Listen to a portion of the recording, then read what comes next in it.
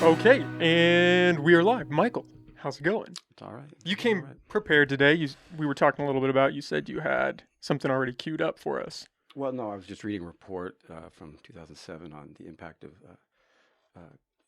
on the criminal justice system of confidential informants and what effect they've had on civil rights abuse. Okay. So that's one of my main issues is in transparency and the lack of transparency in that particular element of the criminal justice system and how it leads to civil rights abuses because of promises of leniency and the lack of transparency, and there's no follow-up on how reliable an informant is. And there are files kept on them, but they're not public.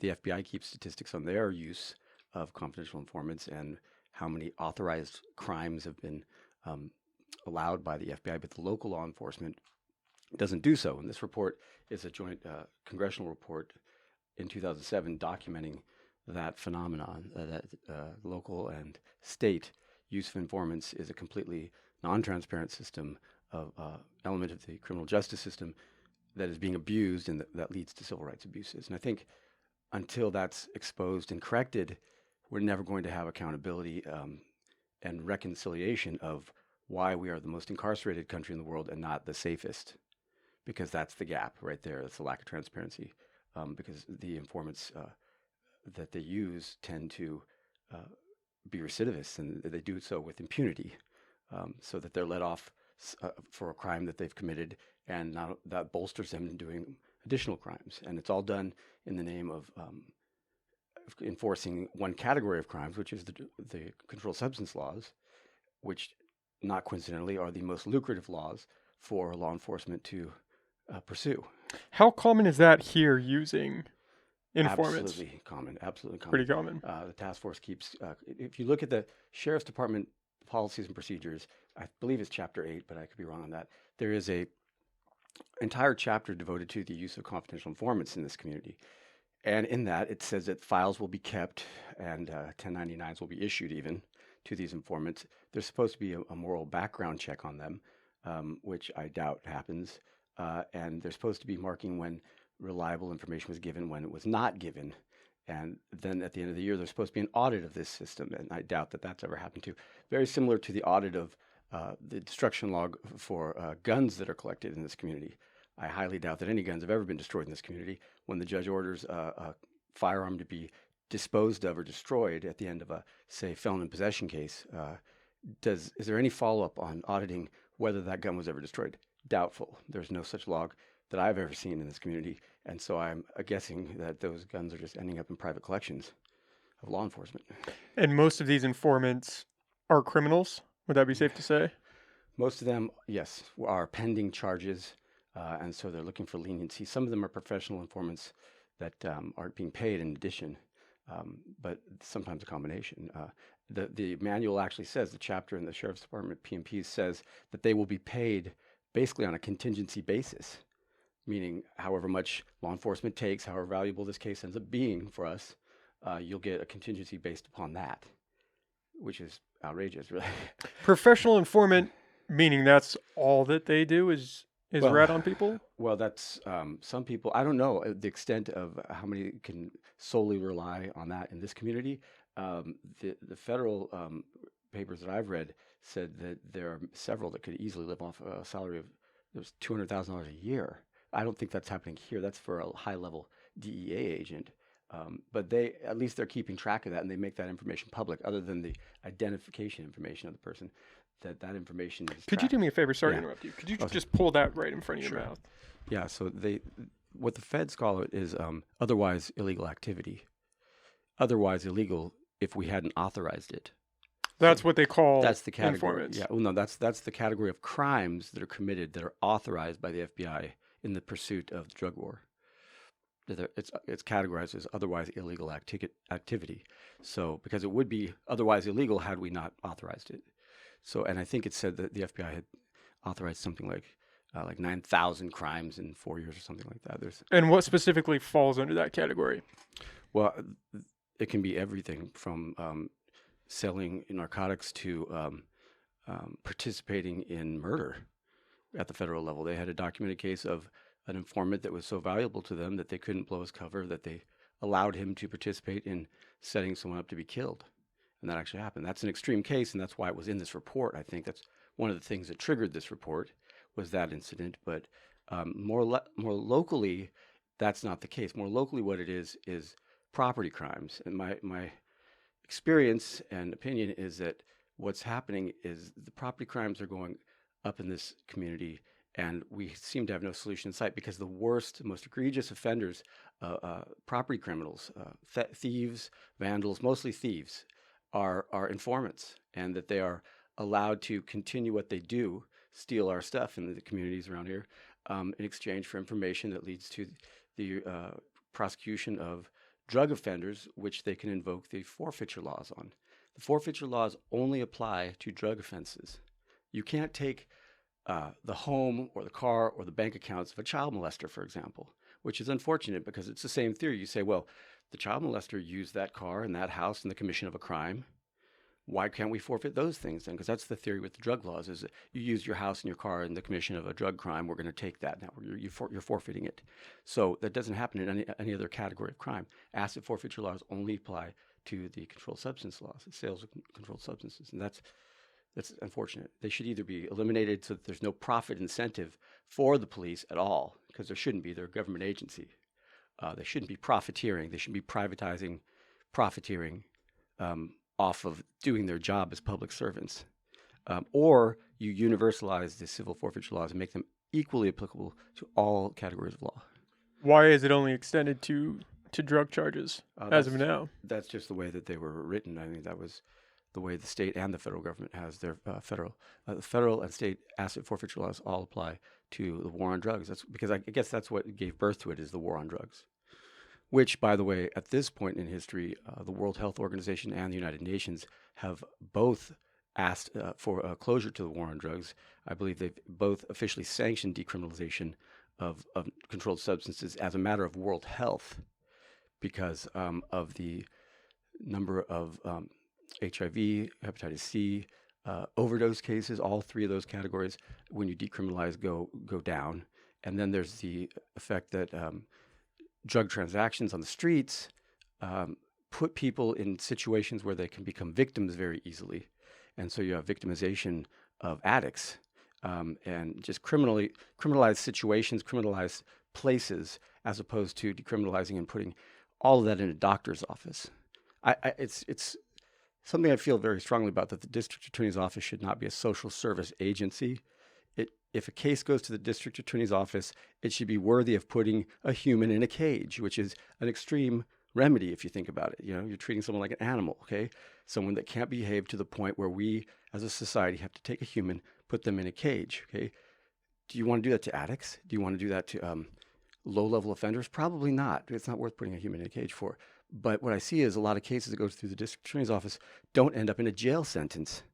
They end up being a quasi-supervised social service agency where the court time is wasted in monitoring people's rehabilitation progress. And I don't think that's what we should use the one office that can put people in a cage for. We should be using it to put people in cages that need to be there. Because I'm not a decarceral candidate. I don't believe that we should let everyone out of jail. I think we should maximize our jail space, not build another jail, but keep it full of the right people. So I'm all about, we don't have to put more people in jail, we have to put the right people in jail.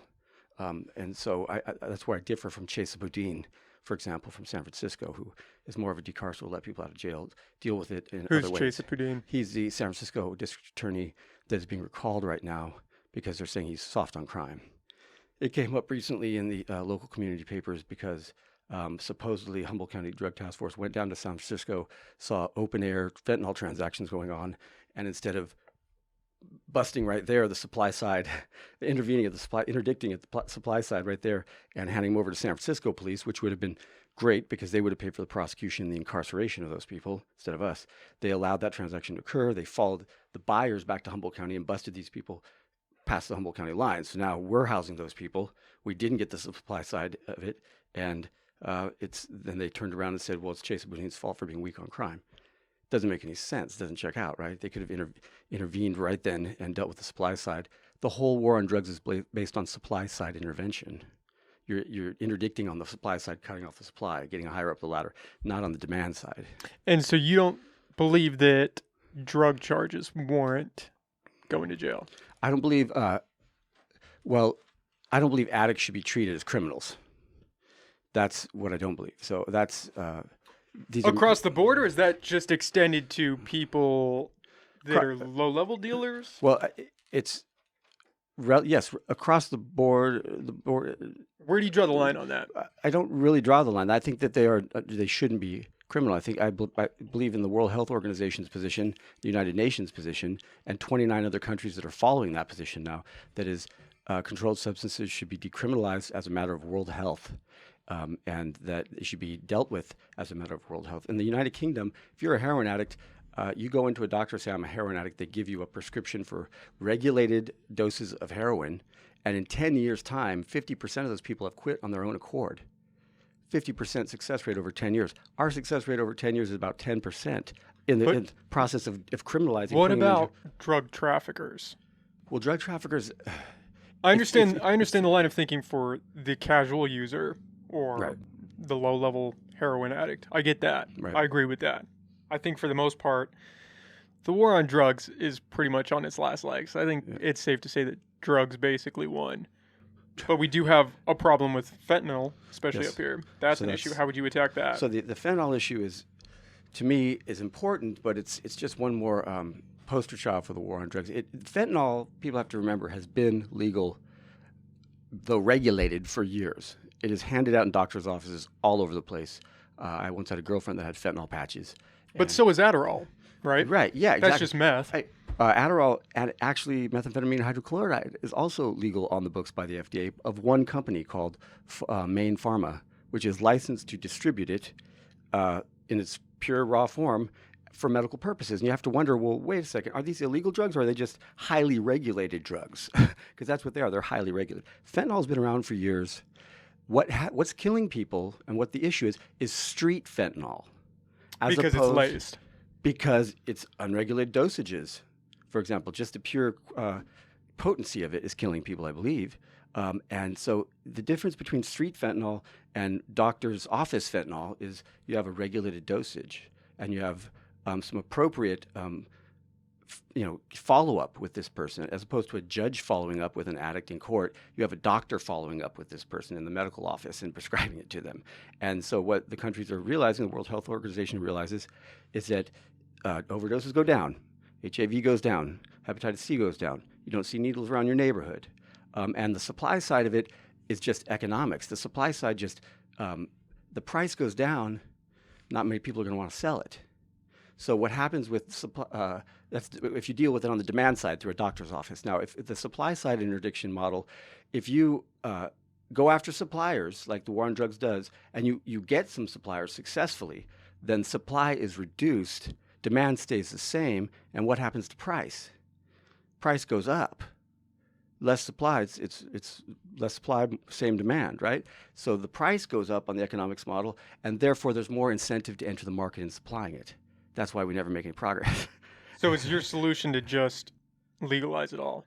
To decriminalize it. Okay, it's very important. I think a policy of confiscation is the most effective, cost-effective, and efficient method of dealing with most possessory crimes.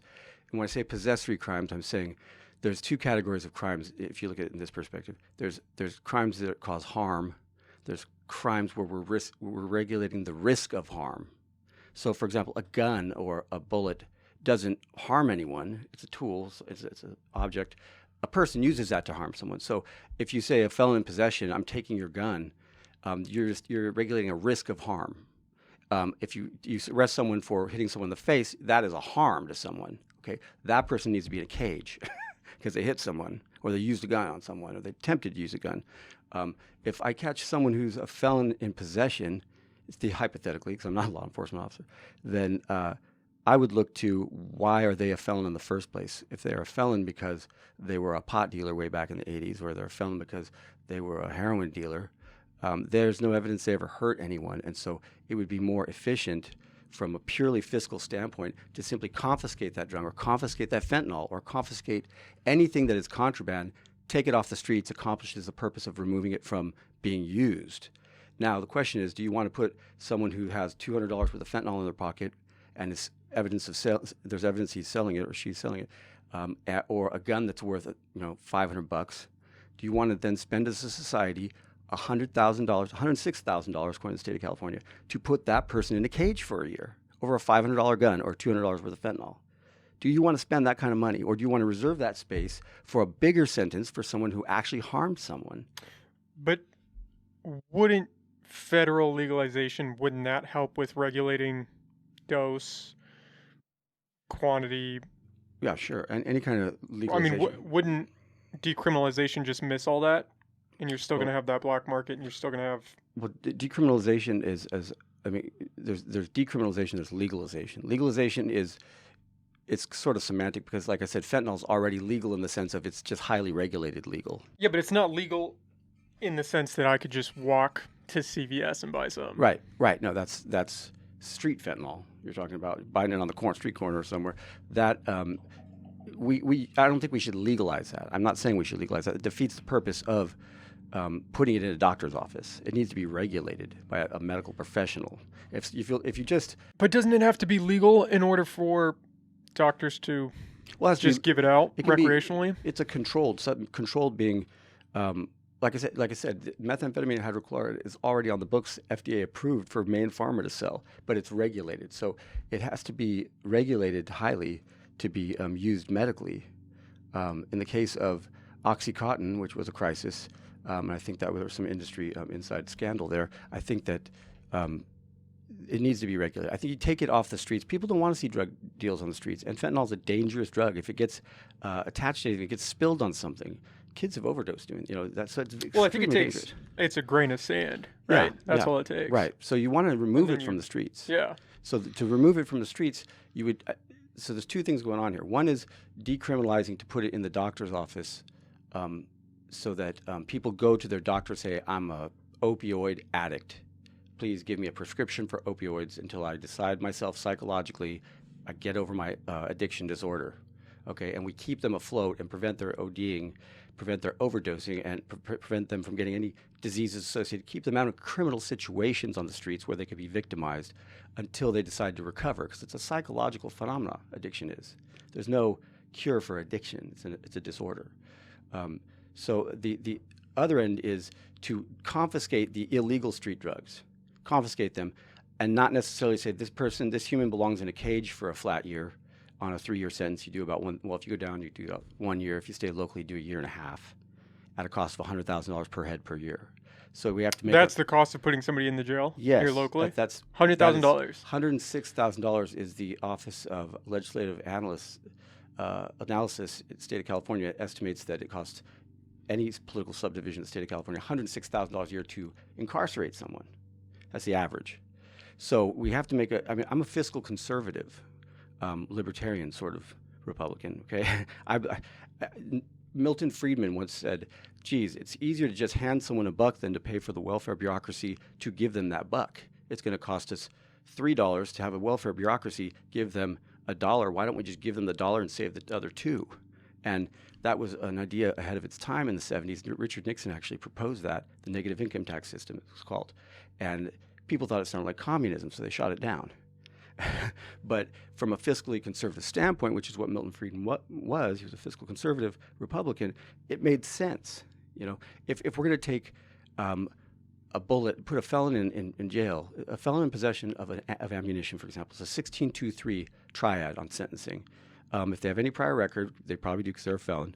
They're going to get the 3-year upper term. It's going to be 1 year if he goes down on a bus ride, 1.5 years here locally. So you're talking $100,000 to $150,000 to house a person who had $2 bullet. Doesn't make any sense at all. I mean, and furthermore, I think if we just confiscate that bullet and have him agree to a search and seizure clause by consent for the next 6 months, and we can search him the next 6 months again, we'll probably get some more bullets if he's a repeat offender off the streets. So you're getting more bullets and less money, spending less money doing so, right? So because probably that person has a stash of bullets, he's going to go get some more, and we're going to take them from him again.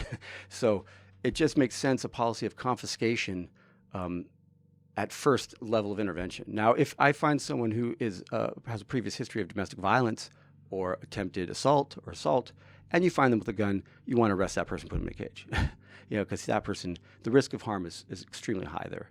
But again, if they have no history of violence, people have bullets and guns for various reasons, especially in a rural community. If they're in southern Humboldt, because they're in the woods, because guns are a valuable asset that retain their value. One of the best assets one of the best investments you can make to retain value would be firearms, honestly, because they retain their value very well. I know people that have received their entire inheritance in firearms. So, not that they should be carrying around the street, but remember, in this state, and the Ninth Circuit has commented on this recently in a case against Hawaii, that we cannot open carry in the state a firearm. At the same time, you need a permit to conceal carry, and that is discretionary on behalf of the sheriff's department to give you a discretionary permit to conceal carry. So truly, we don't have a right to carry a gun at all anywhere in California, other than in your home. Once you you might not need the gun in your home. How you protect yourself from criminals on the streets if you can't open carry and you can't conceal carry because the sheriff said you can't have a concealed weapon permit. Okay, so taking a beat for a sec. When we spoke through email, you said you felt like you had revised your message a little bit. Obviously, drugs seems like it's a strong part of that. And bringing down the overhead at the jail seems like that factors in as well. Yeah. What is your message? What is the platform that you... The platform if you had to hone it into three things, right. The first three things you tackle as district attorney, what would that be? Well, it's priorities. And the motto is, it's not about putting more people in jail, it's about putting the right people in jail. And that says a lot if you think about it, because I'm not a decarceral candidate.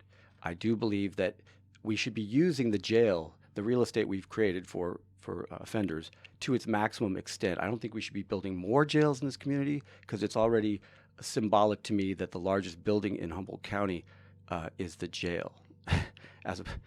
Our skyline consists of the jail downtown. Okay, not great. That's not a great, yeah, metaphorically or symbolically. So I don't like that. So, but we have a good facility. Let's use it to its maximum. Let's use all the real estate in it. Meaning, there are plenty of offenders who, post-conviction, are dangerous. They've committed some crime they have to be punished for. Let's give them bigger sentences up front, not rely on probation, and use that jail to the maximum extent we can, but not rely on it for pretrial offenders unless they're dangerous to the community. So people who have not been convicted of a crime are presumed innocent. They shouldn't be occupying such a large percentage of that jail. Okay, probation violators who are actually in jail not for any criminal offense, but because of a probation violation, which isn't criminal at all. It might be they gave a bad test or they didn't check in. Checking in with probation is not a penal code violation. So while we give them a discount up front on their crime, whatever, put them on probation, we don't put them in jail then, but we're going to put them in, we're going to nitpick them the next 3 years over little things and put them in jail. Okay. Yeah, but don't you think you have to set up standards so that people follow the line that they're supposed to be walking on? The standard is, the standard for, I'm not trying to regulate people, I'm trying to punish them if I'm putting them in jail. I'm trying to punish them. The criminal justice system is definitely broken. I'm not going to argue with you on that. But as far as the steps that you have to follow when you get out of jail, like checking in with your probation officer, that seems kind of I think it's important. A joke. I think honestly, probation is broken. It's the whole probation should be completely abolished, in my opinion. Probation and replaced. That's kind of a wild statement. No, just taken out. No, not really. I mean, you just punish people up front. You do the crime, you do your time up front. You don't get probation. The theory of criminal justice in probation is a second chance theory. The retributive theory of criminal justice is that things that you get, it has to be retrospective. You get punished for something you did do already, not in the future or something like that. That it's proportional. The punishment fits the crime, proportional to what you did, the harm you actually created, not the risk of harm, but the harm. Okay, and it has to be fair. It has to be equitable between people, that you get the same punishment that I get for the same crime, proportional punishment, right? That's the theory of retributive justice classically. We have to go back to that. Probation flies in the face of that. It says, okay, well, you committed this crime, and we're looking back retrospectively, but you deserve a second chance, so we're not going to punish you fully right now for what you should get. We're going to give you a second chance, but if you don't do these littler hoops here, we're going to keep nitpicking and putting you in jail. We're going to regulate your behavior for 3 years. Why? Why? Just punish the person for what they did. And when they've paid their debt to society, they're free of the system. It's just a simple model, right? Probation has become a bureaucracy and an industry in itself. And it's not effective at preventing recidivism at all. Okay, so I agree with you that the system is broken. Again, I don't know about probation because I haven't really delved into that aspect yet. But all that sounds great in theory, I suppose. But what power do you actually have as DA to do anything with that? Obviously, the jail. You have a ton because so 90% of the cases are plea bargained. Okay, 90% of them should be plea bargained because 90% of the time the facts aren't really in dispute to the point where it needs to go to a jury trial. So those 90%, you have to make a stipulation with the other side regarding what the punishment should be. And as DA, I would eliminate probation from that calculus. I would just say my offer is X time based on the fact that we can have so many of you in our jail, which has so many spaces for it, and you are a priority category of criminal. And so we're going to make space for you in this, and you're going to do all your time up front. You're going to serve the time for your crime, and there's not going to be probation involved. So in the end, they're going to have to look at doing all of that time up front, and we won't need probation. Because in probation, by definition, probation is a discount on sentencing, right? You're telling someone, you really deserve the triad 1623, but we're going to give you a second chance. Why? It just doesn't make any sense to me. Punish people for what they did, and then let them go back to their lives. So what about, because my understanding of probation as well is that if you commit a lower level crime, a misdemeanor, you can go straight to probation. And you don't have to do jail time. That's unregulated probation. They are on probation sometimes with search and seizure. Any condition of probation has to have a nexus to the crime.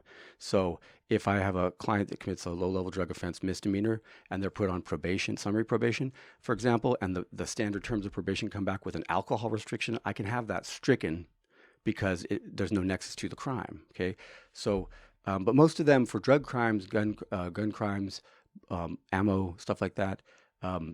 They have search and seizure provisions for that type of thing. So, which is good, but you can still have search and seizure. I think that should be attached to a policy of confiscation where we just take people's stuff off the streets, take the contraband off the streets, and make them sign a voluntary search and seizure for 6 months or whatever length, and let them go on with their lives rather than putting people in jail or prison for voluntary a year. Search and seizure meaning for 6 months you could just go search their house 6 months at any point in time. Yeah, that's how it operates without now. warning. That's how it operates now, and that's.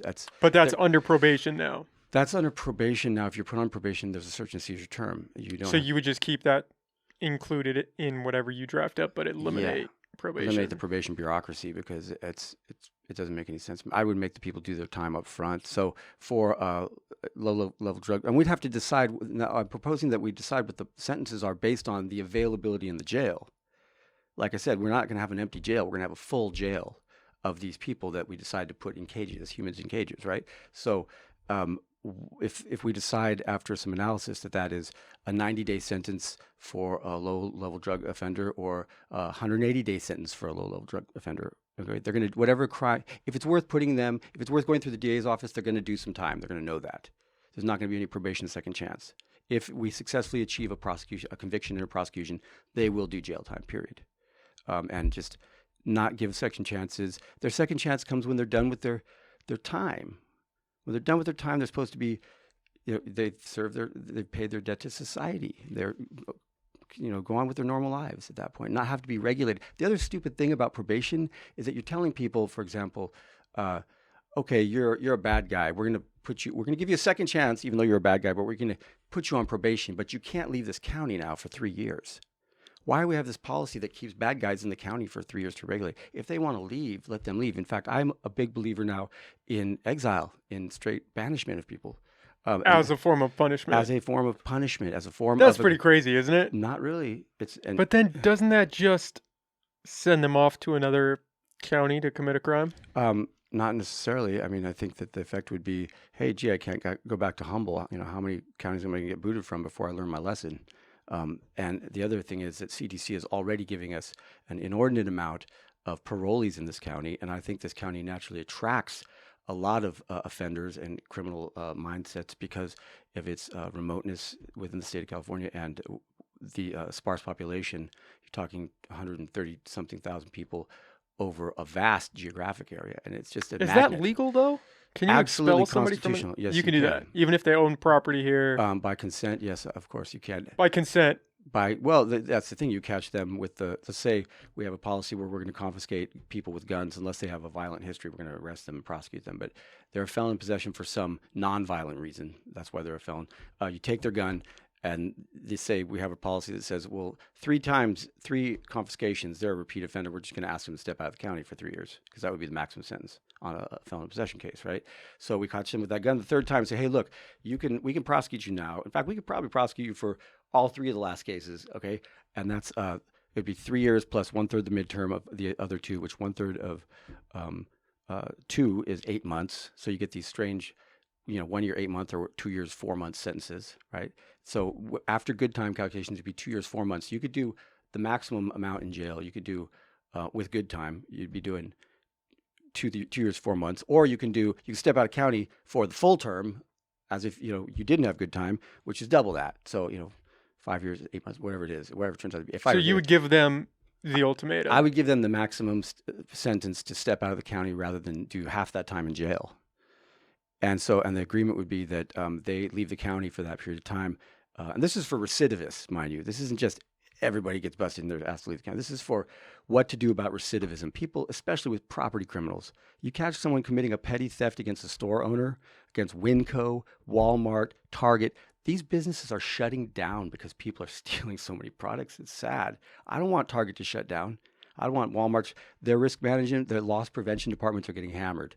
And because the DA's office isn't doing enough about it, because a lot of these people are informants for one, and also property crimes are just not otherwise a priority for this administration or the police. Yeah, but those stores aren't the best example because they have poor standards around handling that. They have a hands-off. I know that Ross, I don't know about Target. I would assume Target does too, has a hands-off policy where they don't stop anybody. I've seen one police report where Target stops someone. I've seen a lot of police reports where Winco stops people, which is great. Well, Winco's employee-owned, so they're a right. little bit. Yeah, they're a little co-op. different. Yeah, and the other one down there at the mall, Kohl's, stops people with a vengeance, with impact. Let's put it this way: they tackle people, and that's good. They should be entitled to do that. But a lot of these stores, products are leaking out either way, and a lot of them just wait for the cops to pick the person up. Eventually, even if you tackle the person, you're calling the police. It's a petty theft. It could be a commercial burglary if they didn't have any money in their pocket, but the smart criminals are going to have some money in their pocket. Say, "Oh, gee, I just forgot." It's going to end up being a plea bargain for a petty theft. Put them on probation, slap on the wrist. They're right back in Kohl's doing it again. Okay. And so your solution would be for recidivists. I'm not saying that the limit. Do you have a standard for that? Would it be a 3-strike rule? It'd be a 3 or 4 or 5. We'd have to think about that depending on the statistics. Do some analysis. Because that's.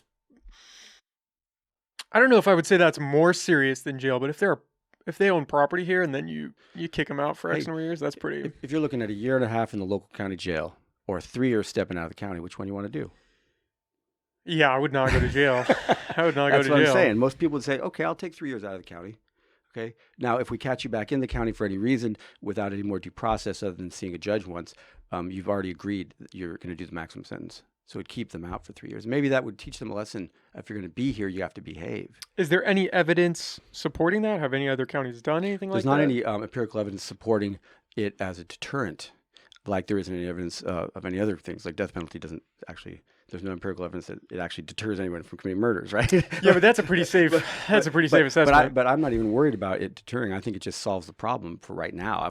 I'm not worried about deterring them in the future. I'm worried about creating a better quality of life for the people right now in Humboldt County, and to put a recidivist who's robbing everybody in the neighborhood all the time, constantly, put them out for 3 years of the community. Hey, that's a win for us. It makes a better quality of life. But couldn't you see a situation where it just sends the problem somewhere else? Well, of course, it's sending the problem somewhere else. But as a consequence, they don't have as many networked criminals, associates, and other places, I'm assuming, right? I mean, one problem with the jail here and putting people in jail is they build criminal contacts and they get out of prison and jail with more statewide criminal contacts sometimes, and they're affiliated now with criminals. So put them in an unfamiliar place. And, I mean, it's their choice. If they want to do the year and a half in jail rather than stepping out of the county for 3 years, it's a wide open world. I would rather take 3 years out of the county than a year and a half in jail anytime. And guess what? It doesn't cost us anything. The taxpayer pays $0 to put them out of the county. They're going to pay $150,000 to put them in jail. So it just makes fiscal sense. It makes immediate quality of life sense. It's the choice. It's a better choice for the offender. They're happier, and it's consequential. They can't go visit their property or their mom or whoever else. They're going to have their mom come visit them. Banishment, exile, exclusion, I like to call it. There is precedent for it with the Indian tribes. On the books of federal Indian law, it's one of my backgrounds. It's federal Indian law. Because I was Bear River's general counsel for 6 years. I worked for Dakota Plains and Pine Ridge. The tribes exclude people all the time. Pine Ridge is a big area. It's a large geographic area out there. And they will exclude non-members if they are causing a problem on the reservation. They simply exclude them. It's a very summary proceeding. They see a judge, they're identified, and they are excluded. But that would be non-members. That's non-members. Do they do that for any? Not for members. Well, it's questionable right now. I had a case like that recently on habeas corpus to the federal court, and there's some case law that says at the Ninth Circuit that you can't exclude a member if you're from their own reservation if it's affecting a substantial right, like if they have a house there or something like that. And it's a little bit gray right now, but there's case law supporting that. I'm a believer in that tribes should not and cannot legally exclude their own members from their own reservation. Okay. But then would you be okay with excluding, Sure. if somebody's born and raised in Humboldt County, would you be okay with kicking them out of Humboldt County? Absolutely. What would be the difference? Because it's not citizenship in Humboldt County, it's just venue. I mean, you're a citizen of the United States. Kicking them out of tribal land is basically the same as kicking them out of a county. Being a member in a tribe is akin to being a citizen of a country. So I wouldn't be okay with kicking them out of the United States because that's their citizenship, but I would certainly be okay with putting them out of Humboldt County. There's plenty. First of all, Humboldt County was originally part of Trinity County. That's the history of Humboldt County. It was carved out of. I didn't know that. It was carved out of Trinity County. Because someone asked me a question about why should we vote for you? The other two are natives to Humboldt County, and I said, well, geez, I'm a native Californian, but I'm not a native to Humboldt County. I'm a native to Hollywood. I was born on Sunset Boulevard and grew up in Tujunga and Orange County, both. And so I looked at the history. I was like, well, what these distinctions we make in identity are sometimes just splitting hairs, and sometimes they're significant. But started looking back at how many counties were there originally in California? There were only like 18 proposed, and then 28 when the state became a state, when it achieved statehood, and then it grew from there of them carving other counties out of the existing 28 counties. And so Humboldt came out of Trinity, as well as some of Delaware County. Were originally all Trinity County. But I mean, I don't know if these people would go just across the border and you would have the phenomena of border towns. So in Pine Ridge, South Dakota, it borders Nebraska. And Pine Ridge is one of the last, if not the last, dry reservation in the United States. No alcohol allowed still. Even though it's not federal law, it's tribal choice. It's tribal government's choice. So there's this phenomena of anyone who wants to drink has to go over there into Nebraska. So there's a border town full of bars then. So I don't know if it would create shanty towns of offenders who are living just across the Humboldt County line or not in Trinity and Mendocino, but probably not, because the lines that actually exist right now of those counties, there's nothing there. There's no towns there. They'd have to build a shanty town to stay there. So I would imagine some people would just find other places to go for the 3 years if we excluded them from the county for being a recidivist. And maybe when they came back, they'd be better behaved or more mature people. And we wouldn't have to pay for their housing in the meantime. Has any other county done this? It's been proposed. Yeah, actually, there's 4 states that have it on the books, technically. But don't enforce it. They do enforce it. Often the problem is sometimes when it's enforced, it's done so in a discriminatory manner. You can't exclude someone based on race, religion, gender, things like that. And so some of the counties got in trouble for racially excluding people as a remedy, and there was no evidence they'd done it to any other person of other races. Right? I'm not proposing that. I'm proposing it straight based on recidivism. That's repeat offending, people who cannot seem to break their MO of stealing from stores, stealing from neighborhoods. I live in a neighborhood which I consider nice, but that is just plumb full of thieves. And it's sad because Cutton's a nice place. I've been there 20 years. And I've had $100,000 worth of stuff stolen from me. It seems like. I mean, literally, just outrageous amounts of stuff. You can't Out of your house, out of your front yard? Both.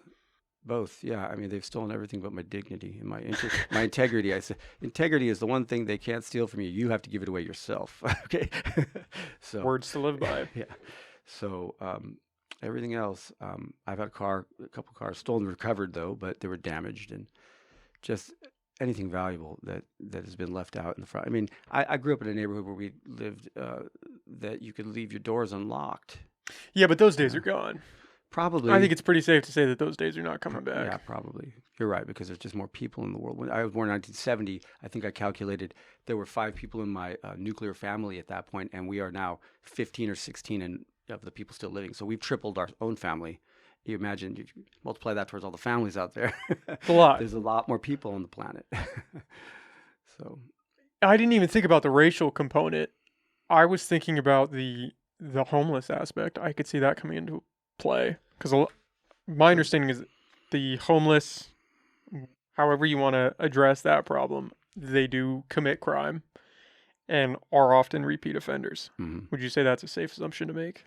Right. But then, I think it's a little unfair to single them out. There's a lot of people with where storage units that store their stolen stuff in storage units, and a lot of houses that have a lot of stolen property that we've seen documented in the news. But that seems like a demographic you could say would be targeted, right, by this bill, well, I think, or by you putting that forward. When you say homeless, there's a category of people. There's homeless people on the streets, sleeping on the streets. Then there's homeless people that live at these trap houses, or a variety of trap houses that kind of couch surf amongst them. Okay, so I'm not sure if those are the people we're targeting or the true home. Most of the people I see that are homeless in the streets of downtown Eureka have mental illness, and that is a tragedy, because that's existed since, I believe, Reagan ended the funding for a lot of the mental health funding, and people have been on the streets since then in the big cities and in Eureka now.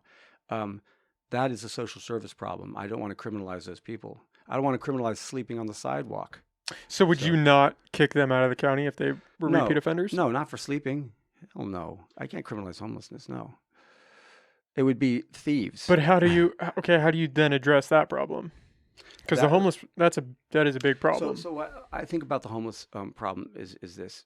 That it's probably an interagency thing, not necessarily a DA's thing. Because remember, I'm not trying to use the DA's office and make another social service agency, right? The DA's office is for putting people in cages. It's the only office we have that can put a human in a cage. Look at it that way. All the other agencies can do what they want, social service, help, intervention, but they can't put people in cages if they need to be put in cages. So let's give the social service cases back to DHSS and to mental health and all the other agencies, doctors' offices. And let's keep the DA this human needs to be put in a cage. He's acting like an animal. Send him to the DA's office. Okay. Yeah, but what if it's you have a homeless guy who's struggling with mental health and being violent or nonviolent? Nonviolent, but is continuing to break into businesses. Oh, yeah. Well, how do we handle that? That is the same as everybody else. If he's so you would remove them from the county. Well, if he's stealing, he would be given whatever the standard sentence up front, not probation. Flat sentence. They call them terminal sentences in every case. Terminal sentences in every case. Give him a terminal sentence for the first couple. We'd have to decide what that recidivist line is. Recidivist line could be 3 or 5 or whatever in between, or 3, 4, 5. And when they hit that, I would probably treat them. I'm not saying we couldn't give them a referral for mental health if it's documented too, but we could. Remember, it's offering them. I'm not putting them out of the county. I'm offering them. That guy is probably going to take the jail option because he's homeless. Okay, there's people in this county that commit crimes just to get housed in winter. If you didn't realize that, I've spoken to some of those people that said I went and stole something so I could get a spot at the jail because it's cold out. That is so crazy. That happens in Humboldt County, believe it or not. So I think that homeless guy would, if I said you get 3 years in the jail, or you get 1.5 years in the jail, or 3 years out of the county, he would say, I'll take the 1.5 in the jail. But that doesn't help with keeping the jail overhead down. That's $106,000. Well, but remember, your premise was that person is a repeat offender of property crimes. He Yeah. needs to be in jail. Okay. He needs to be in jail, or he needs to be out of the county. He continues to steal stuff from people. He's a thief, chronic thief. So where do we draw the line for what is non-deserving of jail? I know we said drug charges. It sounds like firearm charges. Yeah, I think might so. as well The categories I have are there's non-possessory. There's non-possessory crimes, mere possession crimes. So, and you look at it in terms of harm and risk of harm. There's behavior we regulate because it's harmful. Person A strikes person B in the face. That's harmful. Then there's things we regulate because there's a risk of harm, meaning a felon in possession of a bullet, has a shotgun shell in his pocket. Oh, what are we going to do with this person? He's a felon. Well, what's his background? We don't even look at that. We just say he's a felon in possession of a bullet. He's got a 1623. It's a wobbler. It could be a misdemeanor or a felony. But if it's a wobbler, he's going to get 6 months local. If you give him the felony, it's going to be 1623 choice. What is a wobbler? A wobbler is something that could be a felony or a misdemeanor at the prosecutor's discretion, which I think is outrageous and should be done away with too. But they call it a wobbler. They call it a wobbler, and then a wobblet is a infraction to misdemeanor. It could go either way there, at the discretion of the DA. I don't think the DA should have that discretion. You won't see me wavering on things like that. It's either going to be a misdemeanor or ammunition. I think should be a misdemeanor generally. Ammunition without a firearm. Yeah, ammunition with no firearm, and a person with a history who's a felon, or now it's not just felons in possession. There's 23 categories of restricted people in the state of California that cannot have guns or ammo, and everyone always just says felon in possession, but there's 22 other categories of people that can't have. People that are some certified mentally disabled, for example. I want to continue about guns because I do want to get your take on that. So the guns, but going back to the original thing, where do you draw that line? So where do you draw the line? Drugs, misdemeanor drug charges. It sounds like are passed. Mm-hmm. It sounds like some firearms or at least ammunition.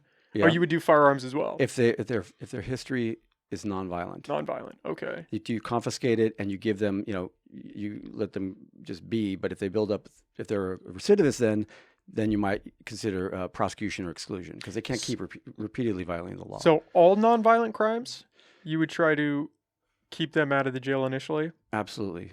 Because and this is the reason, because unless we want to build a whole new facility, spend a lot more capital down on a new facility. So let's say we're dealing with existing facility. I want to keep that full, but of the right people. I want to keep that full. I want to give violent criminals, people who commit domestic violence, for example, I want to give them longer sentences.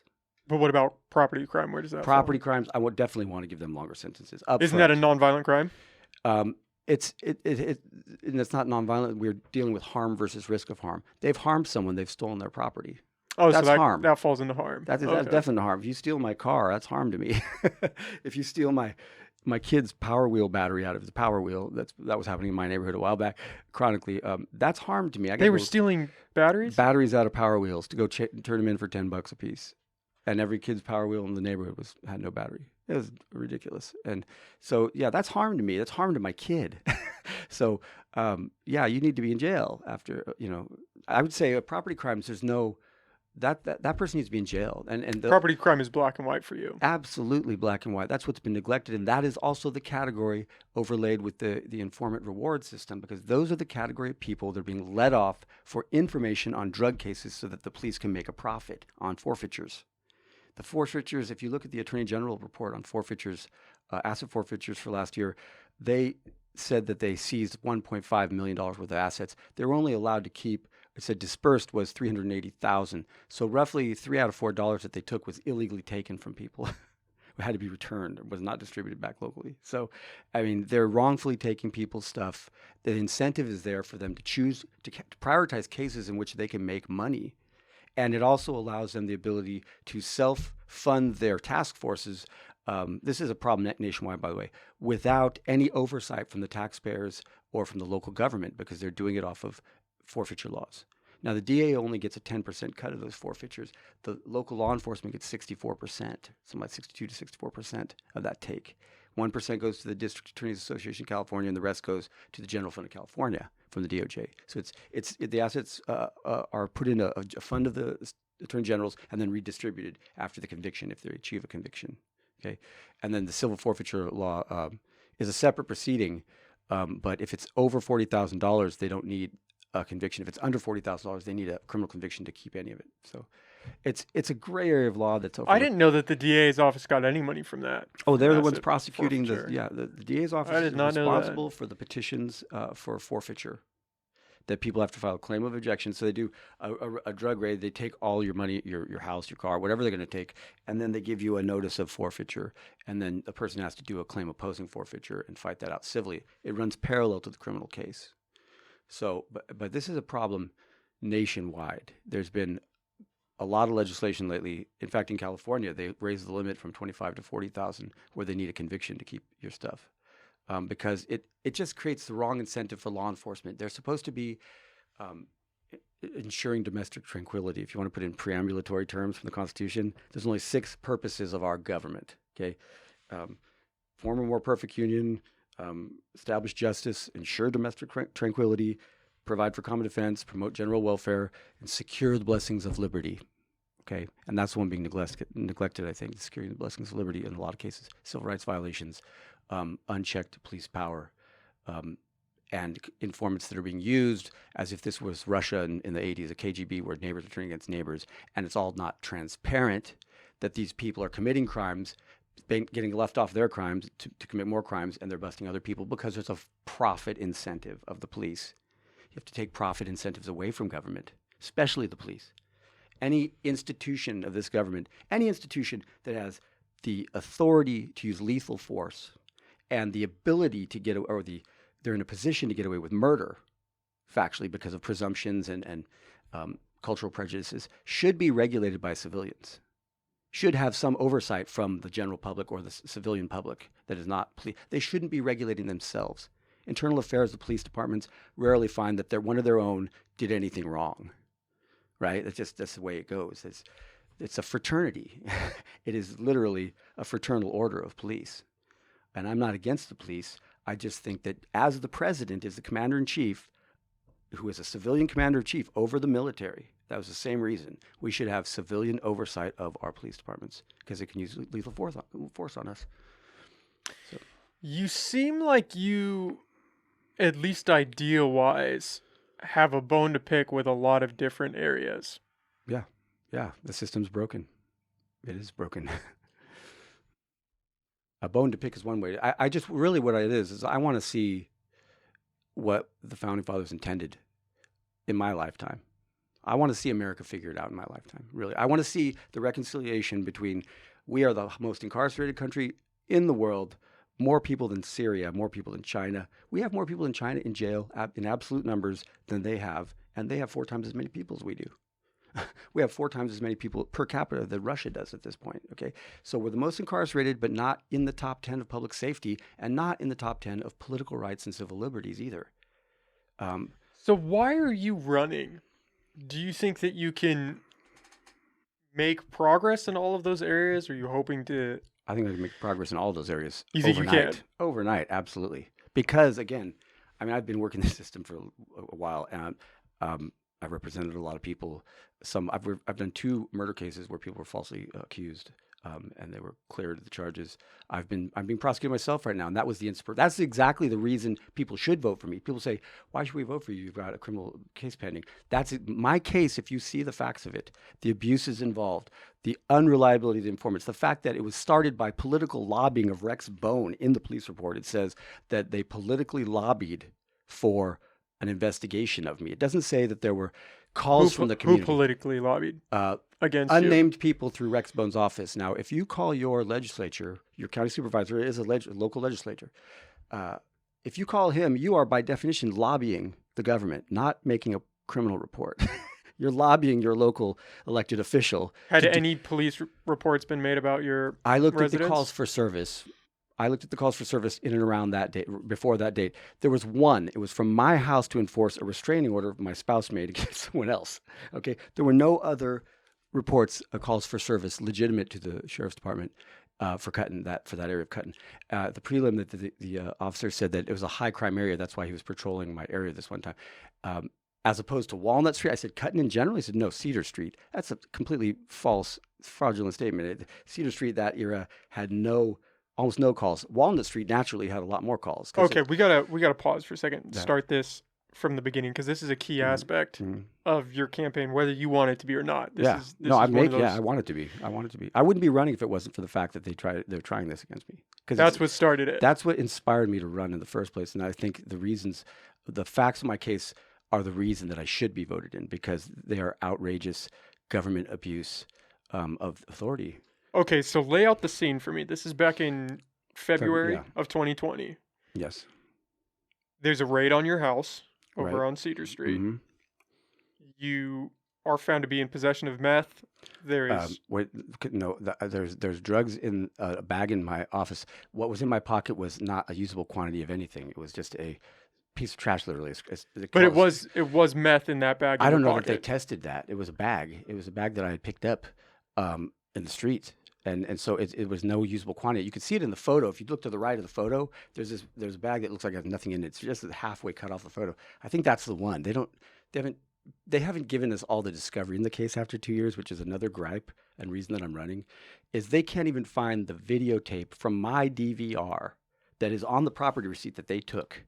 They can't even find that. They won't give us that. They're saying they can't locate it. Okay. So we got to set the scene for people that don't know the Right. story, because I do want to talk about that Right. as well. There are drugs, firearms, There's none in the house. Yeah, they're at No a firearms. storage unit and cut and mini storage. but yeah. no firearms on your property. No.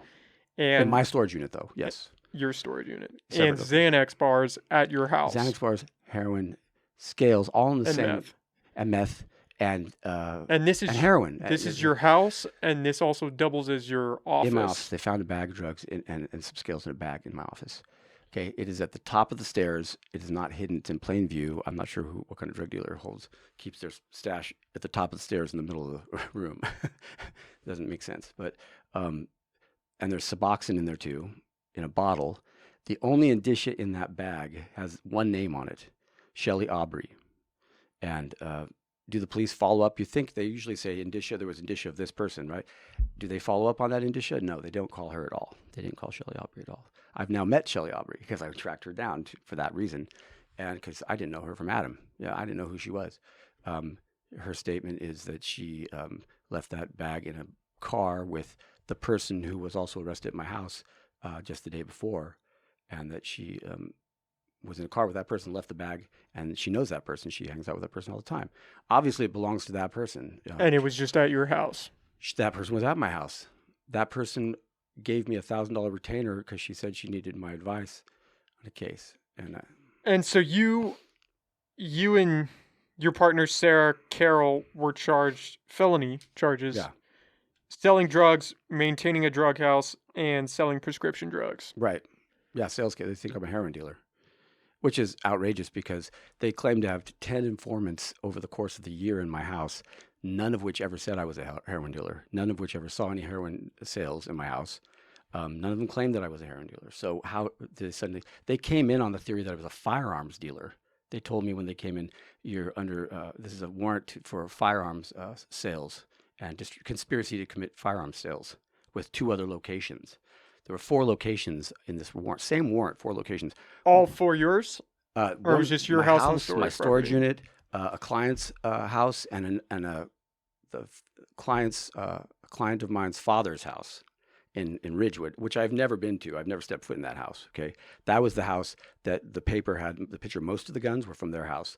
The illegal assault weapon, the half-pound of heroin was found over there. I've never been to that house. I'm not saying that my client wasn't a drug dealer. I represent many criminals or alleged criminals in the county. Okay, he wasn't even present at the house, but I've never been to that house, ever stepped foot in it. Okay, I don't know what's in his dad's safe. Half-pound of heroin. Now, before we go forward there, I want you to look at the resolution so far. 6 people arrested that day under that warrant. 2 of them who were already felons, either on federal probation, one was a strike felon on state probation, weren't even charged, even though they were found in possession of something. Okay, 2 of them were given misdemeanors. The one that that planted the bag of drugs in my office, and the other one is the one in Ridgewood, which had a half-pound of heroin and 30 firearms, including assault weapons and stolen firearms. Those 2 people got misdemeanors with no prelim. They were offered misdemeanors without having to go through a prelim. So you have 2 non-prosecutions, 2 misdemeanors. That leaves Sarah and myself. We have not been made an offer in 2 years, and we're still looking at 7 felonies. Even though the other people had more culpability, more drugs, illegal weapons. I mean, actually, there was a half-pound of heroin and a handgun found in the same safe at the house in Ridgewood. He was given a misdemeanor without a prelim. Why are we still pending felony charges with no? They haven't even made us a felony offer, let alone a misdemeanor offer. They haven't made us any offers to settle. It's a political prosecution. My friend Brian Macbeth, who was one of the ones arrested, he was simply leaving my house. He didn't ever bring drugs in my house. He had them in his car. And he was on federal felonies probation. they didn't prosecute him at all, and he had a half ounce of methamphetamine in his car. So, but that never came into my house. He was But simply was picking up Brian the one? Was he the felon that you previously represented? I don't know. I never represented Brian. No. What? He left. Haberman? Kevin Haberman is he known was my felon. client. Was Yes. arrested at your house. No, he was not at my house. At your house. No, he was never found that day. He was not at my house or his father's house.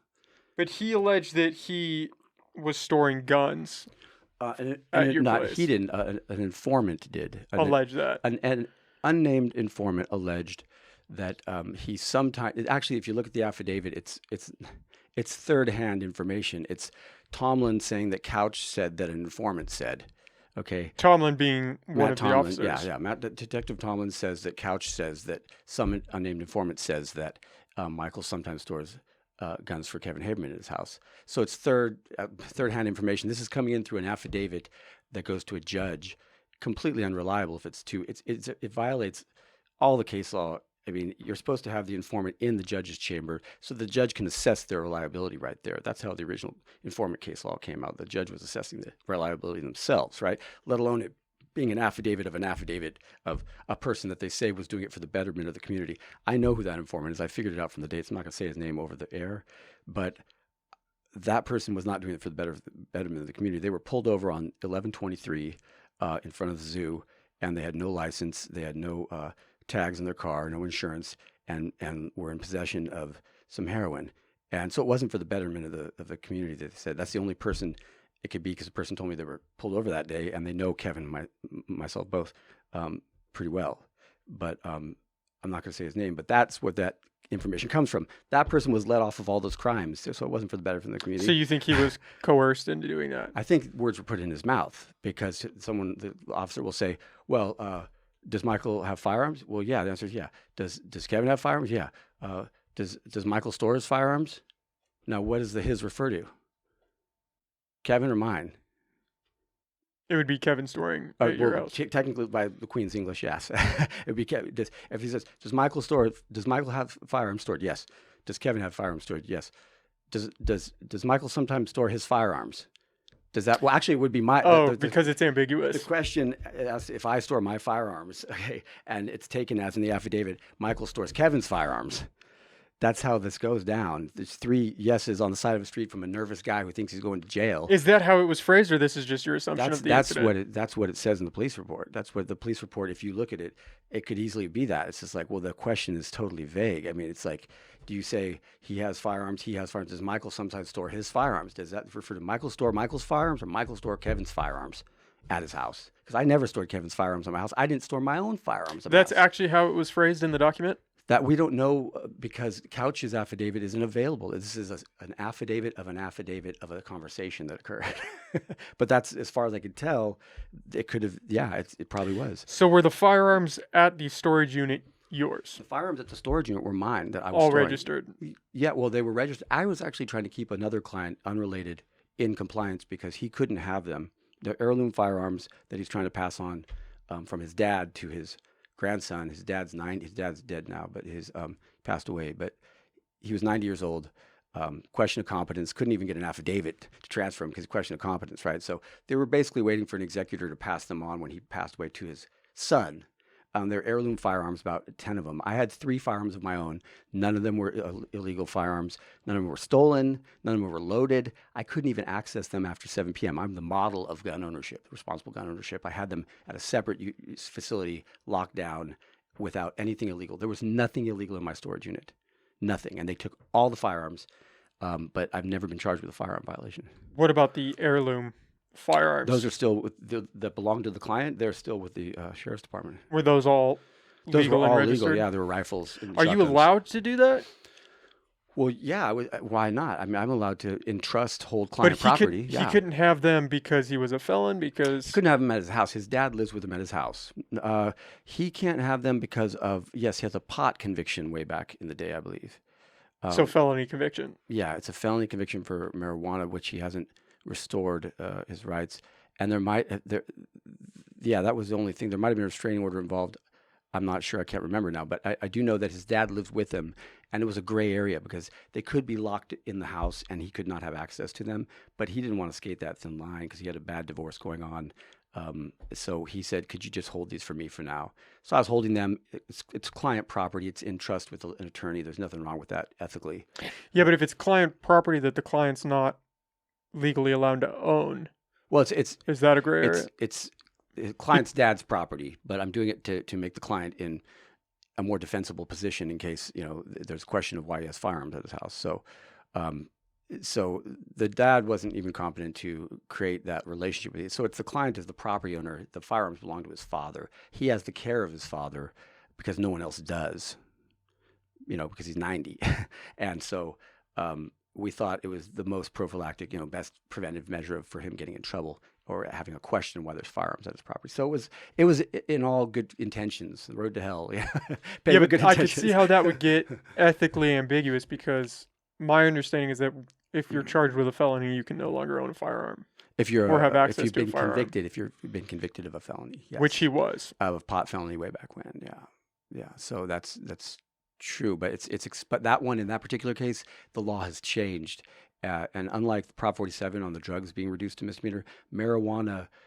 If you have a felony marijuana conviction from the past, you can get your firearm restored. It's a little gray on the implementation of that, whether you need a petition to do so or whether it just automatically happens. But the legislative intent on the marijuana decriminalization, I believe it was Prop 64 or something like that, that intended to restore people's civil rights to the fullest extent. They made a point in the legislative journals about that. And so they're not going after you for any firearms charge? No, because I read an article that said yeah, and then another one that said they weren't. No, we were never, in the original complaint, we were never charged with any firearms because there weren't any firearms violations. All my guns were locked away separate and none were stolen or assault weapons. There was no firearms at my house whatsoever. I think they were hoping, they told me that they came in that day because they were hoping that there was a firearm there. They heard there was a firearm. I had a pellet gun replica of a Sig Sauer firearm. It's a pellet gun. Anyone with any firearms training could look at the barrel and tell you that's a pellet gun. It's not a real firearm. Okay, so they have bad informants sometimes gave bad information. They were hoping to find any amount of drugs with any firearm, and that becomes a felony automatically, and it's very hard to defend. That combination. Yeah, that combination is automatic felony, no matter what the quantity, regardless of intent to sell.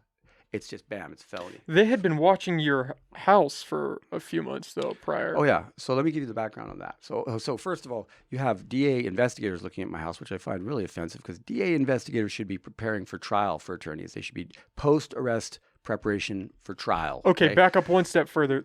This had all been started off by somebody calling, I'm guessing Rex Bone, saying there's a lot of activity at your house. Yeah. A lot of people coming and going, not staying very long. Mm. I read some quote that was 25 cars a day. Yeah. Well, you remember they had 10 informants coming at me, too. So did that? So this is what starts that. That's supposedly, yeah. That's what officially they say. And so somebody called Rex, and Rex notified the DA's office, the police. Rex went to Matt Tomlin, and Matt Tomlin started an investigation. It was a lobbying effort for an investigation. And Matt Tomlin works for Drug Task Force, Sheriff's Department. And him and Bernstein and a couple of people who watched my house, they sent people to my house to attempt to buy firearms. Abishan did that. He let Trevor Gibney out of jail on a PRCS hold, which they never do. Another discount of a criminal who couldn't possibly have passed moral background check as an informant because he's a puppy killer. He has a animal cruelty conviction, and he has a car burglary conviction. These are convictions. So I'm no risk of defamation here.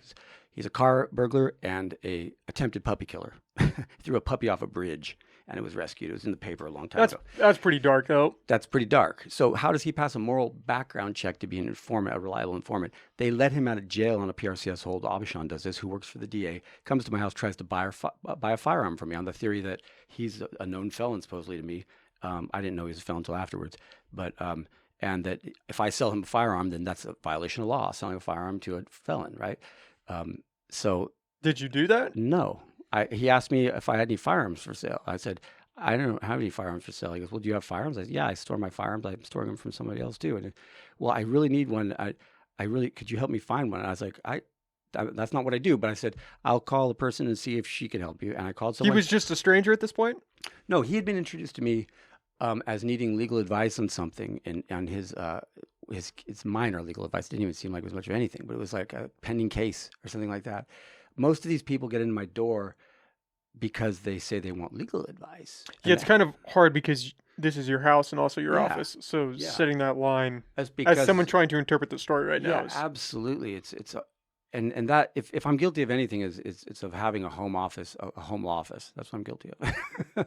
Because that is probably not an ethical mistake. It's just a practicality mistake. I think it's just, and I never intended to be a full-time practicing law anyway. It's just part-time practicing because I was raising my son. He's at the age where I want to spend a lot of time with him. And but back to this, yeah. their approach, try to buy firearms. Did they approach- approach and try to buy drugs at No, any point? No drugs. No. Just Oh, firearms. now the Tomlin said at the prelim that he did has someone come into my house during the course of the year or something and attempt to buy heroin, and that it was not successful. That I was present, but no heroin was sold. So where's that discovery? I want that discovery in that tape. He said it was a wired informant. I want the wired tape showing that I specifically said I don't sell heroin. I'm not a heroin dealer. How long were they watching your house for? They claim the original newspaper said a year, but the police report only supports back to like November before the February. Now, November of 2019. Yes. Now, here's the weirdest thing. One of the weirdest things is my booking number. If you look at February 4th, 2020, is a 2019 booking number. That number is generated by the booking system when someone is arrested. They reserved sometime in 2019, and presumably December after the 9th, when Tomlin had this conversation with Rex Bone, they reserved a booking number for me and my spouse and Mr. Haberman. They basically prejudged our arrest. And when we left LA for Christmas and were conveniently, inconveniently unavailable to them for a raid, they had already generated those numbers. So they had to bust me to fulfill those ghost numbers. Wait, so they did that back in November? Back in December 9th is when he had the conversation with Rex Bone. December 9th. So sometime in 2019, my point is, they prejudged us and created booking numbers reserved for us, because there's no one else in 2020 in the booking sheets that has a 2019 booking number. Okay, so walk me through booking numbers, because I don't understand that. The booking number is generated automatically by the jail system. It's not a police investigative number. The police investigation number is probably a 2019 number. Booking at time of warrant, at time of intake, at time of booking. You are arrested. They presume they have probable cause to arrest you, and you're in the jail and you're being booked. You're given a computer-assigned booking number. It's sequential. I have a 2019 booking number in February of 2020. I don't think they thought I would look at that, but that exists in the official documents. They prejudged. They were preordained, pre-manufactured to arrest. It was reserved for me. Let's put it that way. They were going to arrest me no matter who said what at the property, because they had this informant plant those drugs there. And she walked away and said they weren't hers. The warrant was 7 days old. Okay. The warrant that they used for the raid in February was 7 days old. If I was such a danger, imminent threat to society that they told the judge, why didn't they come in immediately? They waited 7 days. They came in 3 minutes after that person that planted the drugs walked into my house. 3 minutes. After 7 days of no action on a warrant. They watched me pick up my son alone that day at 2 p.m. I wasn't hard to find. I was alone. I picked up my son. The normal protocol is to catch someone when they leave the house, pull them over, search them in their car. That way you isolate them from destroying any evidence back at the house, right? And you take them back to their own raid, and then you search the house, right? They didn't do that. They had the opportunity to. They followed me to Washington School and back, didn't bust me. They had the warrant in hand, and then they decided to come at 6:30 at night when that person came with my spouse. She had requested a ride from my spouse to come talk to me and gather up some documents that she just hired me 2 days before.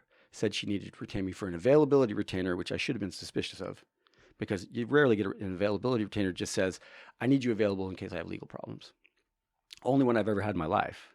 $1,000 just down to be available to her in case something happens. So I'm feeling obliged to let her into my house. Sarah's feeling obliged to pick her up, gives her a ride to the DMV.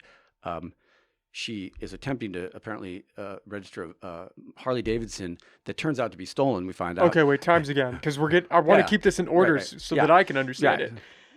So they're watching your house. They're watching. Well, they had been sending people to buy firearms and drugs all year. How many times? I don't know, but we never sold any firearms and drugs. That affidavits don't say we did.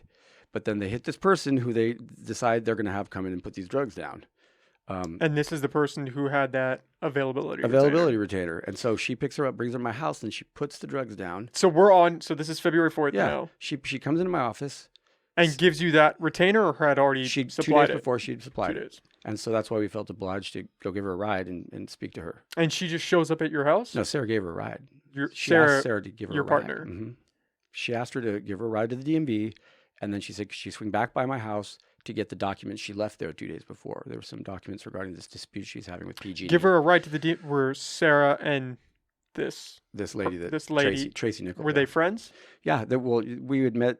She was a client, but we're friendly with our clients. Client for 2 days? No, I represented her of record in Trinity County on her mother's estate, but that case was completed mostly. So she was, because that's kind of weird to just call and give somebody a ride to the DMV out of the blue, right? Right. Well, she's from High and Palm, and she had wrecked her car.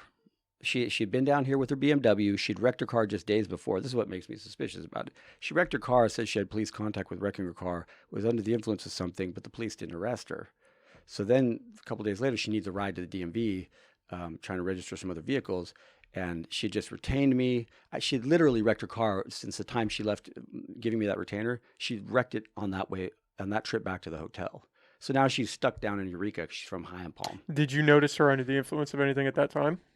When she left my house? Yeah. Yes, I did. And I tried to get her to stay, and I made a place for her to sleep on the bed. And I said, you need to just stay here for a while.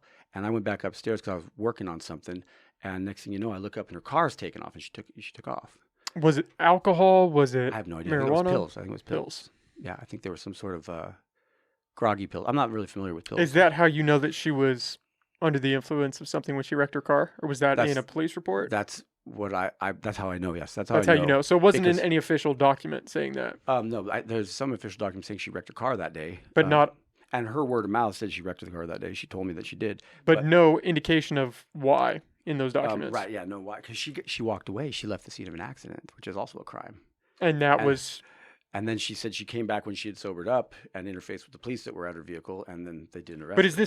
But is there anywhere public that says that, or this is just coming from you? 2 days before, there should be police records. Yeah, I asked them for this discovery. I said, well, where's the discovery? There are incidents near the Red Lion Hotel that are similar to that. I can't identify which one it is, but that happened 2 days before the raid.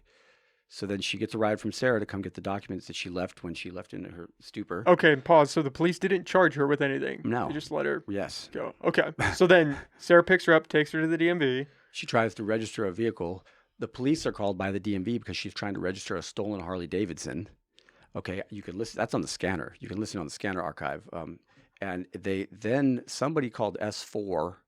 S4 says 1020. What is S4? S4 is a code for some personnel of the sheriff's department. I'm not sure who it is. Okay, it says S4. I think it's in my prelim transcript too, but they said S4 says 1020 on the DMV investigation.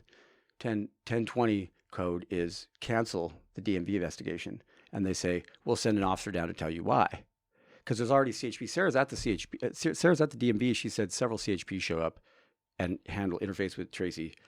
They don't arrest her for the stolen Harley Davidson registration. They let her go again. And so there was some sort of cancellation of that investigation by someone named S4 who wasn't at the scene, but was sending someone to tell them why. That's all in the scanner. To tell the officers there why to cancel the investigation. And that's all in the public scanner. That's a little weird. That's really suspicious, right? And I'm going, well, who is this S4? If he is part of my raid, then that's just an open and shut thing. They need. And did you know this was occurring? No, I didn't. When it happened, happened, I was at home with my son and Brian Macbeth's daughter, who he left there because he said he was going to go do something. I don't know what he did, but he got arrested for it after that. And he left his daughter at my house because it was safe, and because there was nothing going on there. It was just me and my son, and he left his daughter there to play with my son for a couple hours while he went and did something. And that's why he was at my house. He was picking up his daughter, walked outside to his car, and before he could drive away, the police swooped on him. Okay, so backing up, so they leave the DMV, no problems. I'm guessing they had to leave the police and everything. Leave the motorcycle. The motorcycle. They didn't have the motorcycle, but they were trying to register it, so they didn't arrest her for that. But she had said she was trying to register it, so you'd think they would arrest her for trying to register. But they don't. So they both leave. Right. So that's two crimes that I know she committed, including the smash BMW the 2 days before. They come straight to the house. This is now 6:30, and the raid happens 3 minutes after they walk in on a 7-day-old warrant. Now, note, you're supposed who's at the house? At that point, just me, my son is at the house. We're the only ones at the house. The other little girl had been picked up. Yeah, she was. I thought they were long gone. They were been in their car and they were detained at their car. But I thought Brian was gone already Okay. from his car. So his little girl, he picked her up, got her in the car. Tracy comes with Sarah and another friend named Ashley. They walk in the house. I say, "Who's here with you?" Tracy and Ashley. I never saw Ashley. She was in the bathroom. And Tracy walked up with Sarah, and I remember exactly verbatim. It's Tracy saying, you want to buy?" She said, "Do you know anyone that wants to buy some Xanax?" And my response was, "I don't even know what Xanax does to anything. I don't even know what that does. I have no." And then the next word I said was, "It looks like a raid," because I looked at my video camera and there's all these police pulling up to my house. I'm like, "What the heck?" So I walked down to secure my son because so they don't shoot him or something like that, because they pull women. So They before pull they guns on women and children. before they enter, you see them on your security cameras. Yeah, I see them on. Yeah, of course, I saw them pulling up. I thought actually they were arresting someone on the street that I saw across the street. I said, "Oh, that person's in trouble across the street." Next time I see them coming to my door. Well, they can't get in my door. My door is blocked. The front door. We were using the side door, so I didn't barricade it right then. We had reconfigured the living room so that people would use the side door, because all of our heat leaves the front door. The fireplace is in the front room, and if you use that front door, all the heat flies out. So the front door was barricaded. The couch was in front of it, like from earlier, like that day or that week, something like that. And so they come in. The door was ajar already because Tracy and Sarah also had tried to go to the front door. They'd been gone for a while. I think I reconfigured the living room that day. So they come, they go, "What's wrong with the front door?" I say, I reconfigured the front room so that people use the side. Sarah leaves it open, just barely ajar, this like 2 inches. Goes, "Okay." So the video camera that they took from me would show them coming to the front door, not able to get in, come around the side door. Would it show Okay. you rearrange? Do you have any inside cameras? No, not inside. No, but it was before the cops. We even knew the cops were there. So, But it was that day you decided to rearrange. It was that day because Sarah tried to get in too. Yeah, Sarah and Tracy both. So my videotape of the front door should show Sarah and Tracy and Ashley come to the front door. Tracy with the backpack full of drugs, and try to get in. I say, "Just go around the side." So we go around the side. They come in. 3 minutes later, the police try to come in the front door. I had no idea the police were behind them, obviously. So you were up in your office. Yeah. Tracy's also up in the office with you? Tracy was in the office, Okay. yes. And then you leave the office to go downstairs to get your son. To get my son and let the police in, because I knew they couldn't get in the front door. So I tell them, because there's a gun coming through the front door. The guy has his arm through the front door and going, "Open the door, open the door." I'm going, "I'll let you in the side. You can't really get in that way. I will let you in the side right now." And so they hear that. Finally, after they stop screaming, my kid's like, traumatized because he sees a gun coming through the door. And so we put him in the back with Sarah. I go to the side. I open the side door, unlock it. I go to the gate, which also has to be unlocked, and I open that, and I voluntarily let them in. Now, the police report says that they saw me running out of the side door of the house, like trying to get away. I'm like, "Are you guys crazy? I let you guys, I was the one that let you in the gate. You wouldn't have been in for 10 more minutes if I hadn't have done that, right? You would have had to figure out how to get in the house." So I didn't think there was anything to hide, honestly.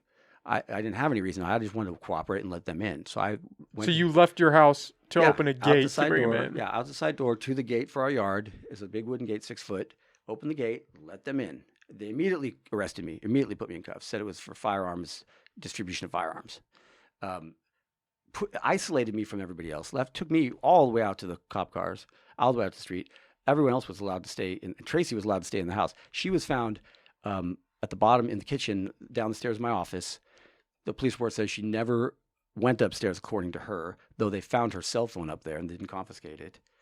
It was right next to the drugs, with the bottle that said Shelly Aubrey in it.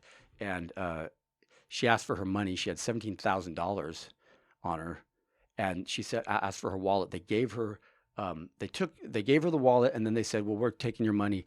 This is what she told me, though. They told her, "If you claim that heroin, we're not going to give you this money back. If you don't claim the heroin, we'll give you your money back." That's what they said to her in your house? That's what they told her in my house. She told me this when I got out, and they said that. I said, "Well, what happened to your $17,000?" This is documented, that they went to the red line and gave her money back the next day. People saw it. It's got to be documented somewhere. They gave her $17,000 back the next day at the red line. Nobody gets their money back at the red line. You have to go to the police department and claim it and get it back. The police drove her $17,000 to the red line. To the red line, to her hotel room, asked for her at the front desk, and gave her money. And this is documented, or you're assuming it is? That's documented. Well, I've seen on the calls for services, there are, I can't remember what category they're on. They show at the same time she said that happened, they show some police intervention at the red line, but it says somewhat strange category, like proactive policing or something like that. But there's an incident at the same time. Why would she tell you all of this if she's the one that set you up? Because she was How does that make still sense? trying to save face, I suppose. People don't want you to know that. I mean, I think she was put in. I don't know if it was preordained that she did this, or if they'd made that was an at the moment deal. But that's what she told me. I went to her room because I was going to ask her. I was going to say, "You are going to claim your bag, aren't you?" And I thought most honorable, respectable people would say, "Yeah, I'm not going to let you be responsible for what I brought into your house."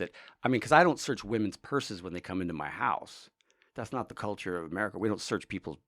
Maybe we should, but I didn't think to search this woman's bag when she came into my house. She'd only been there 3 minutes, anyways, and she'd just come upstairs. And when she said, anyone that wants to buy Xanax, and I said, I don't even know what that stuff does or is, and then You had no prior experience or knowledge of Xanax. I don't still know. I still didn't until the case happened. The complaint said possession of alprazolam, something like that for sale. I said, "What the hell is alprazolam?" And they said it's Xanax. I said, "Oh, okay, that's what she had, huh?"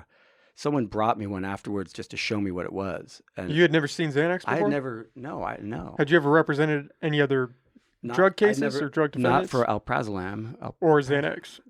That's the generic name for Xanax. Yeah.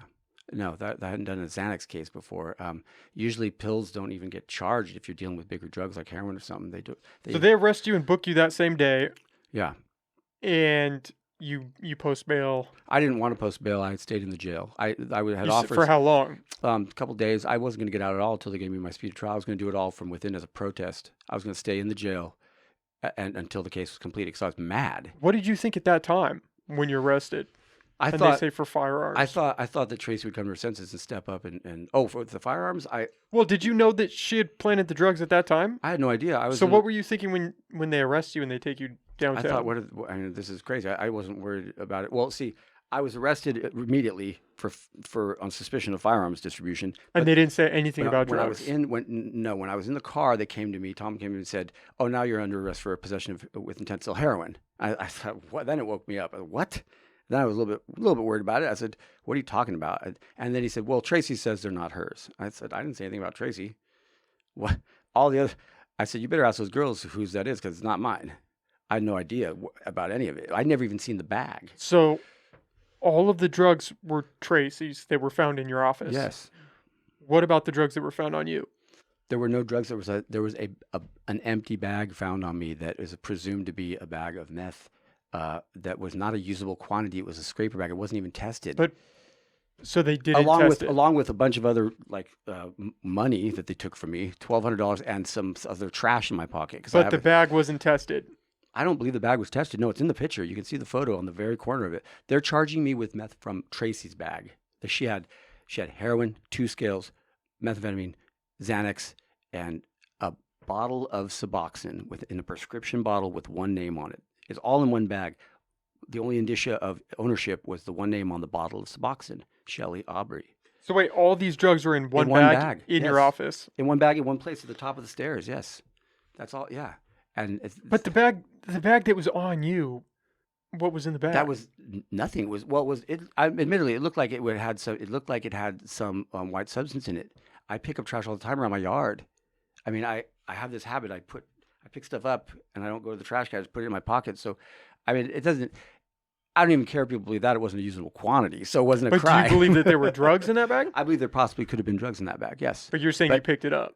Yeah, I picked that up. Yeah, but I whether there are drugs in it or not, that's still just a misdemeanor. Even if it was a usable quantity, they're charging me with 7 felonies for what they would call a scraper bag, a trash bag. Okay, 7 felonies out of that. How do you get it? Because Tracy's bag. Yeah, that is pretty crazy. That's nuts. It's not. What is my retributive theory? The punishment fits the crime. Right? So they're going after you for the bag of everything. They're going after me for my license. That's why they're going after me. They're going after me to neutralize me from practicing law. That's the bottom line. Officer Steele told Brian Macbeth at the scene when Brian said, "What is this all about?" He said, "It's a political thing." That's what he told Brian Macbeth when he was being arrested. Okay? They're going after me because I've been a pain in their ass, because I'm outspoken. I talk about this because I'm not afraid of them. I'm not afraid to mix it up with them within the confines of law. They don't like that. They don't like the people they handle on the streets that make them money. Okay, to think that they could get a good deal in the criminal defense through criminal defense without having to tell.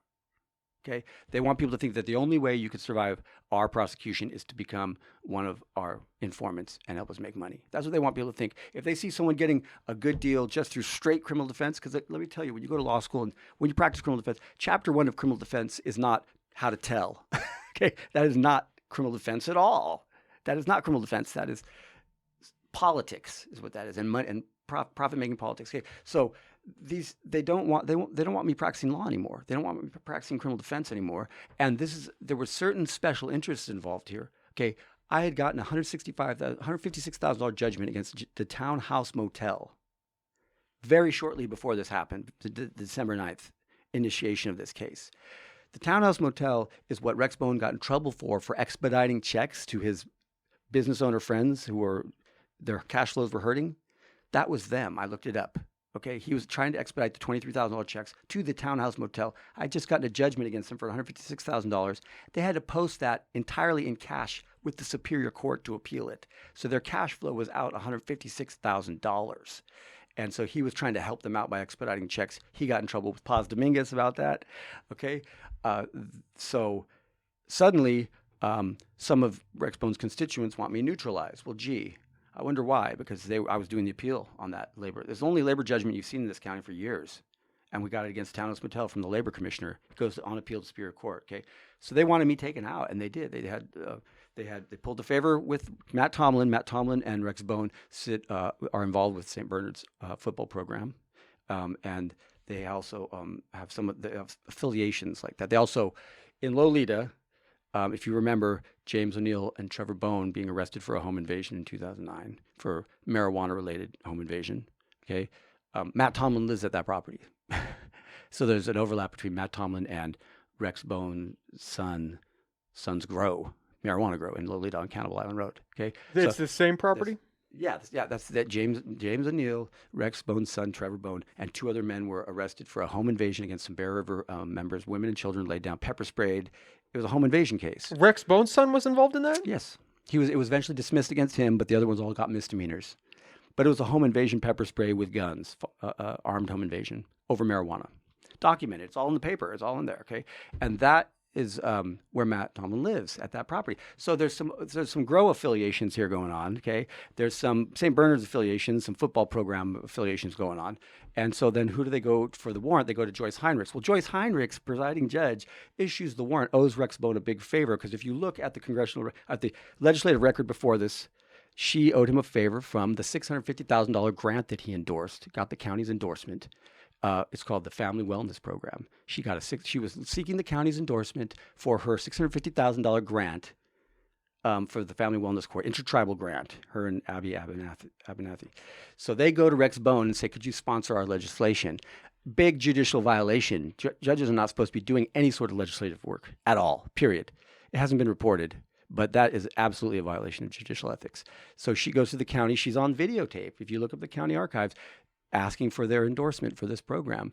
Big photo shoot afterward with Rex Bones and her And wait, what was the $650,000 for? It was a grant. It was a grant effort that she was putting together for the Wellness Court, the Family. And how did Rex Bone tie into that? He agreed to sponsor the legislation for the endorsement of the county and put it on the county's agenda, got the endorsement, took the photo op with Judge Joyce Heinrichs. Judge Heinrichs and him are off record on a photo op shoot in the county boardroom approving that legislation. It is legislation, local, but it is.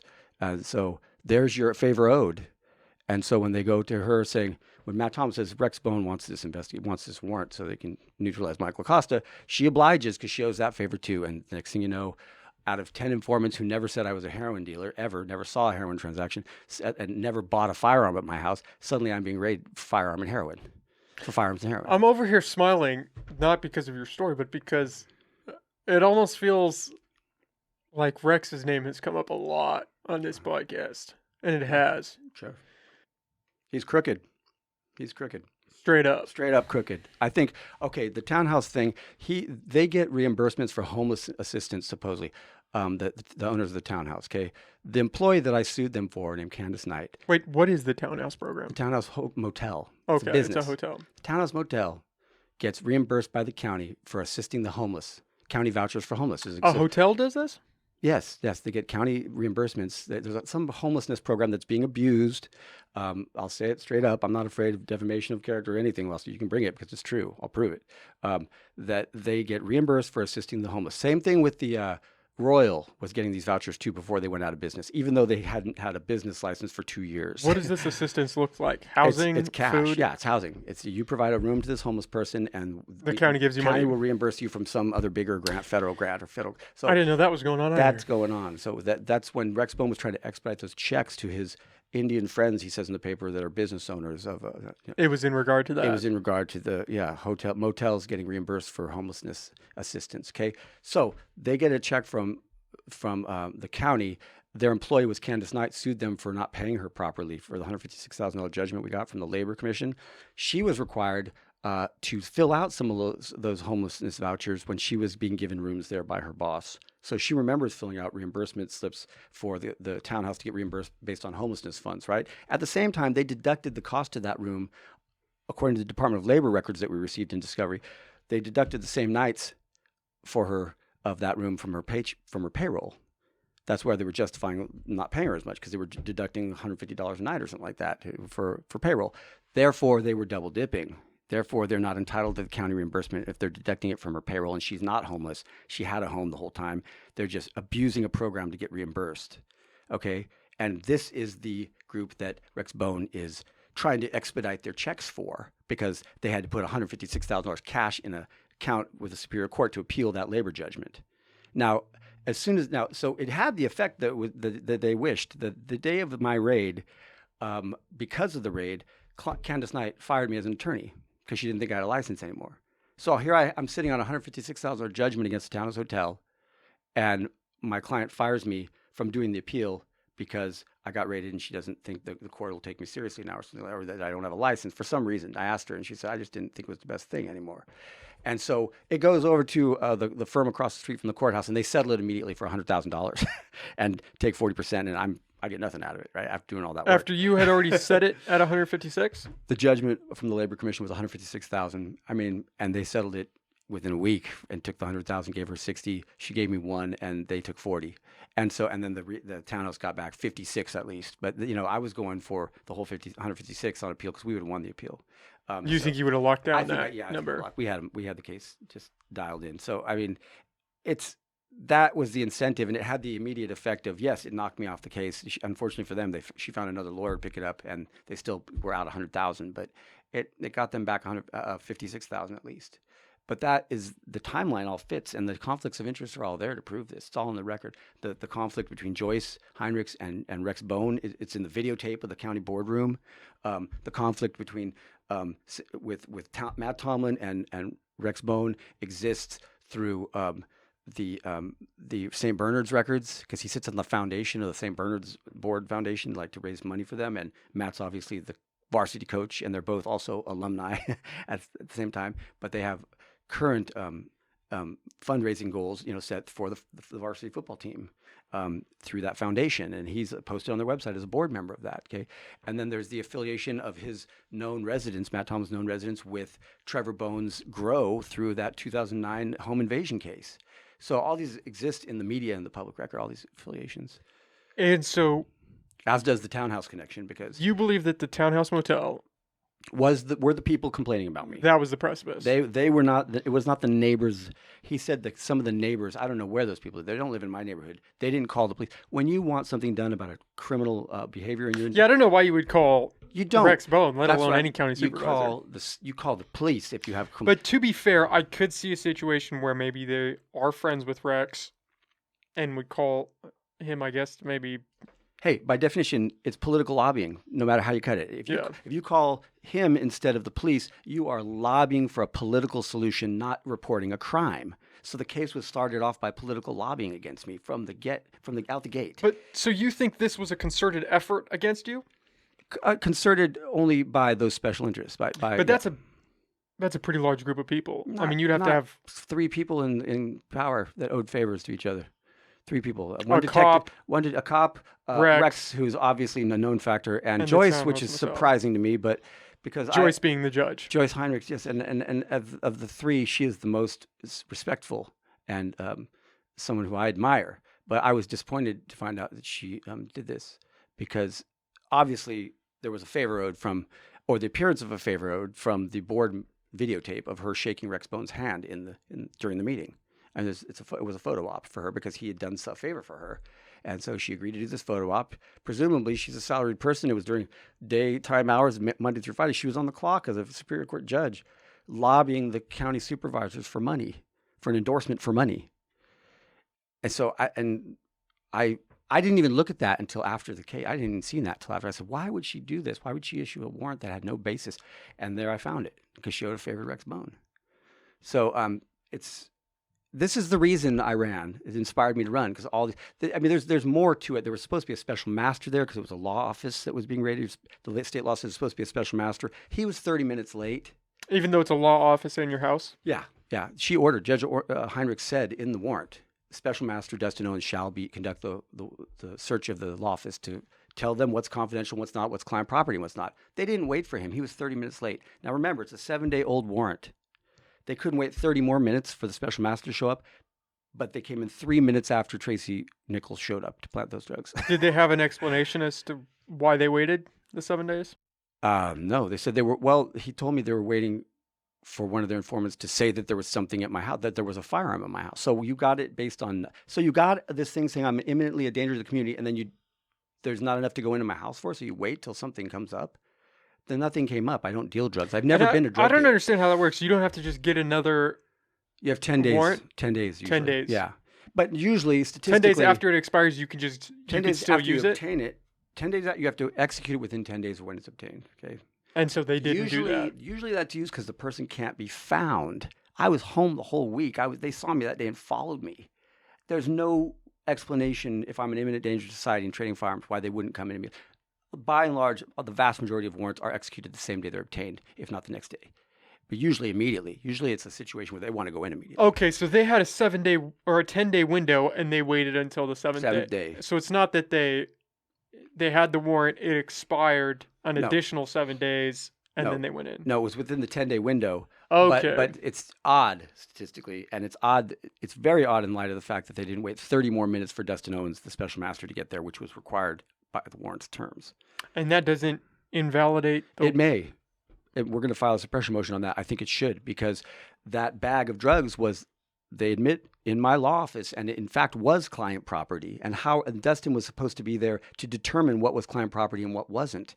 And they made that assessment on their own. They went into my office and searched it on their own. They said, well, we weren't going through anything confidential, client property or files. Well, that's the whole point, is you're not trained to recognize that as a law enforcement officer. That's why the law requires a special master to recognize what's client property and what's client file and what's not.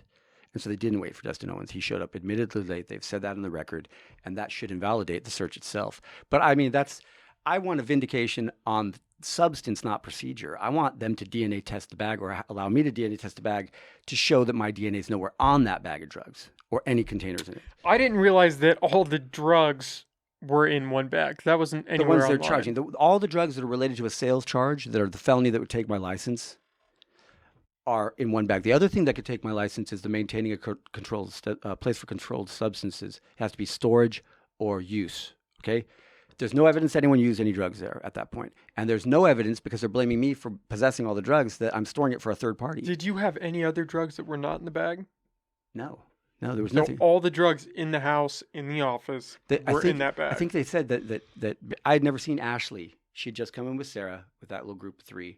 And she was in the bathroom the whole time. When I let the cops in the house, I didn't ever even saw her. She was still in the bathroom. Apparently, when she got out of the bathroom, they said she was trying to flush drugs down the toilet. And I was like, not as far as I know, not for me. I mean, I don't think she even knew the cops were there, because she was in the bathroom. So she might have had something on her, or I don't know. I didn't even see her. Well, you would hear, I would assume, I've never been a part of a raid, but I would assume that you would be able to hear if the cops are raiding the house that you're in. See, I saw him on the video camera. No, but for her, oh yeah, if she was flushing drugs because she thought, oh shit, the cops are coming. I don't know what she was doing. I don't know what she was doing. She just walked in the house. I hadn't seen her. I never saw her face till. But aside from that, there were no other drugs. Yeah, that would be a simple possession on her part, anyways. It wasn't a large. Because the way you phrased that, it sounded like there were other drugs in the house that weren't pertinent to the case. That's the one caveat. Is I don't know what Ashley had in the bathroom. Now, granted, she was never charged, so I have to assume there was nothing criminal because they didn't charge her, even though she was a strike felon. If she had anything illegal, if she sneezed at him wrong, they could have arrested her. Why was Ashley over? She came with Sarah. She's one of Sarah's good friends from a long time. They did pregnancies together a couple kids ago. It's a little weird that you're hanging out with all of these felons, but again, it's your office, so it's kind of hard to delineate. Remember, I wasn't hanging out with anybody. Is me and my son there. With Rainey Macbeth, that was just picked up and left. That was just a play date for my kid. Okay, I'm at home, a home dad, doing a part-time practice. But he is a felon. Who? Brian Macbeth is on federal felony probation. Yes. Macbeth. Yes. For, mind you, only for the cultivation of marijuana. And Brian's case, he is the last known federal prosecution for cultivation of marijuana in Humboldt County history.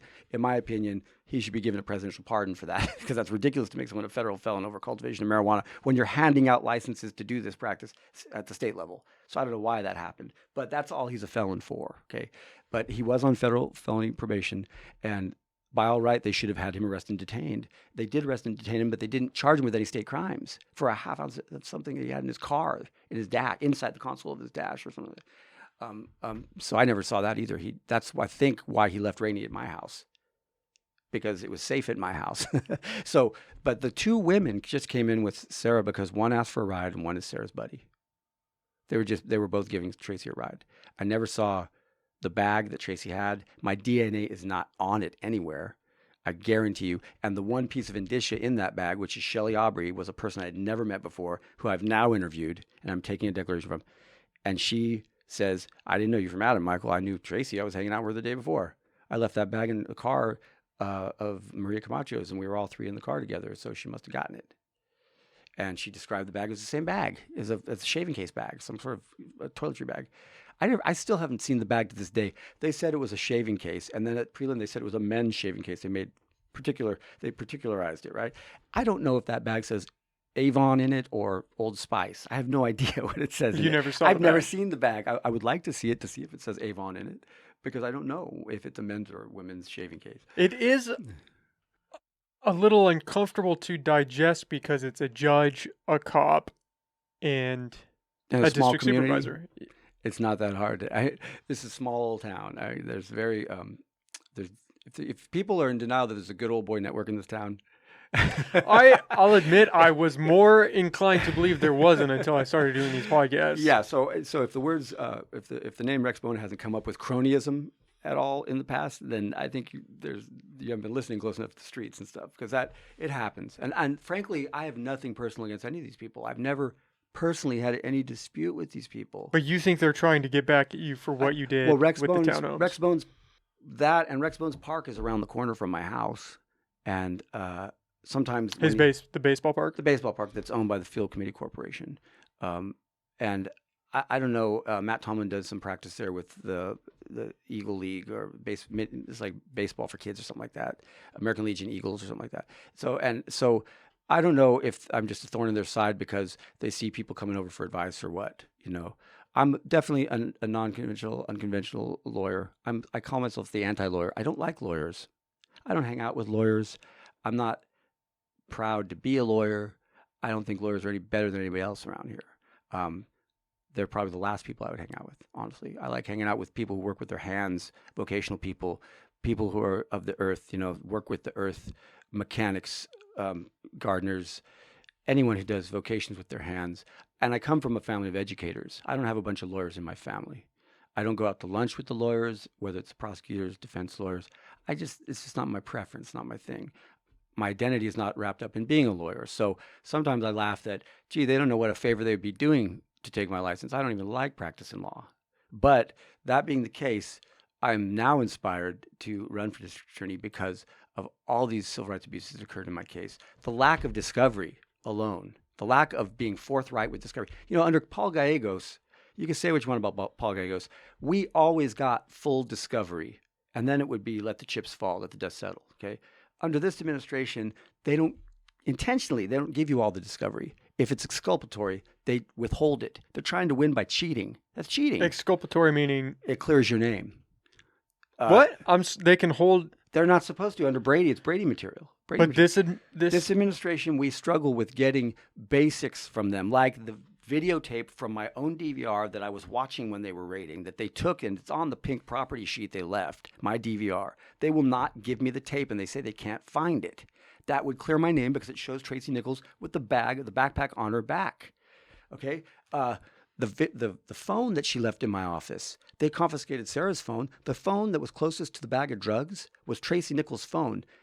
They gave it back to her rather than taking it and taking the text messages off to show that she was the one that was gathering up all these drugs around. Well, and who's just walking around with 17 grand? Well, they said it was from winnings from the casino and that they had verified that within the 24 hours and gone to the red line and given her money back. You did all that rather than rather than finding out who Shelley Aubrey was, which was the indicia in the bag. You spent your time verifying that her $17,000 from gambling winnings. You didn't bother calling the one indicia evidence you had. And they said, no, we didn't call Shelley Aubrey. We don't know who she was. Well, I don't know who she is either, but I've met her since then. I've met her. I had to say, do you know Tracy Nichols? Yes, I do. I was with her the day before that happened. She said, I can't believe they're doing this to you, Michael. I can't believe my friend Tracy is doing this to you, Michael. Why doesn't Tracy just come forward? Well, apparently she sees more benefit to being in the pocket of the cops than just being honest. But if that were true, why would she tell you? Why not just let you? Because at the time, I think she had to save something. Well, because I went to her. She didn't come to me with that information. I went to her hotel. You tracked her down? Well, she was at a different hotel at that point because she'd been kicked out of the Red Lion for all the traffic and the fact that the cops had been there a couple times to give her money back. Red Line management got tired of her and put her over to the Clarion, and that's when she moved to the Clarion. I tracked her down as soon as I got out of jail. I tracked her down and said, what's going on, Tracy? Why is this happening? And that's when she told me that the cops said if she claimed the drugs, she won't get her money back. So she had incentive to not claim the drugs. And I said, okay, well, I understand what you did, but now it's time to claim it, huh? And her response was, well, I'm just going to do what my lawyer says to do. And that didn't make me feel very good. Do you know how many? She didn't just say, yes, I will do the right thing. Do you know how many cops were involved in the raid? Oh, Jesus. We had, I think it was like 40 cops in 4 different locations because they had borrowed APD Arcata to do the fourth location, which apparently they didn't find anything at and no evidence of anything that I was supposedly dealing firearms with. It was Abby Wirtz's house on Union Street. And according to her and them, they found nothing there. I don't even know if they went in there. The discovery they gave me from that particular raid was the wrong property. It was an unrelated discovery. So I don't even know if they went in that house, but there was nothing found there. So the allegation of where I would be purchasing firearms or conspiring to distribute, nothing was found there at all. Okay. So the one in Ridgewood was covered by EPD. That's your primary residence. No, that's the Haberman house. Oh, okay. Where the half pound of heroin and all the firearms was found, including the illegal assault weapon and the stolen firearms, 30 firearms with heroin. And it resulted in a misdemeanor for him. Okay. Already done, no prelim or nothing. Okay. And then there's my house and my storage, which are right in Cutton. Storage unit, they found nothing illegal. All my firearms were locked away safely. None of them were illegal. And there was my house. And I had basically, if you want to nail me for a scraper bag in my pocket, I would just plead no contest to that right now. It's a misdemeanor. It's a PC 1000 dismissal is what it is, because I've never had any offenses before. So the easiest way for me to get dismissal would just be no contest in PC 1000, 20-hour course, and it's dismissed. Okay, just because I don't want to have to go to trial on a stupid thing like that, right? And to argue whether it was trash or not. But and that's even if it was a usable quantity. It wasn't even a usable quantity. It was a trash scraper bag. It was like looked like it had remnants of something in it, admittedly, but I don't know what it was, and I don't think they tested it. Even if they did, it still has to be usable quantity. But I would gladly plead that out just to say no contest and get it done with, rather than going through this whole thing. But they are still charging me with like 5 or 6, 7 felonies, something like that. They added more after the prelim because they decided that the Xanax was possessed for sale and the Suboxone was possessed for sale. What kind of heroin dealer sells heroin and Suboxone at the same time? I don't even know what Suboxone is. Suboxone is what gets you off of heroin. Oh. So you now have 7 felony charges? Something like that, yeah, 5 to 7 felonies. It's overkill, and then it shows how overkill it is in the fact that they've never given us an offer, even a bad offer. They haven't given us any offer to settle the case when they've settled all 4 other cases. Well, 2 of them they didn't prosecute, 2 of them misdemeanored out before prelim, and we're left with all felonies and no offer 2 years later. Yeah, why has it been taking so long? And I can't even find anything about it anymore. It's all from 2020. Yeah, I think there were a few articles from 2021. Well, that's the other thing. I mean, I'm not alleged to be in any problem since then. I mean, they know. The fact is, they know I'm not a heroin dealer. They know I'm not a firearms dealer. I'm not charged with that. You're saying they don't actually intend to go through with these charges? They intend to go through with it. Their goal is to take my license.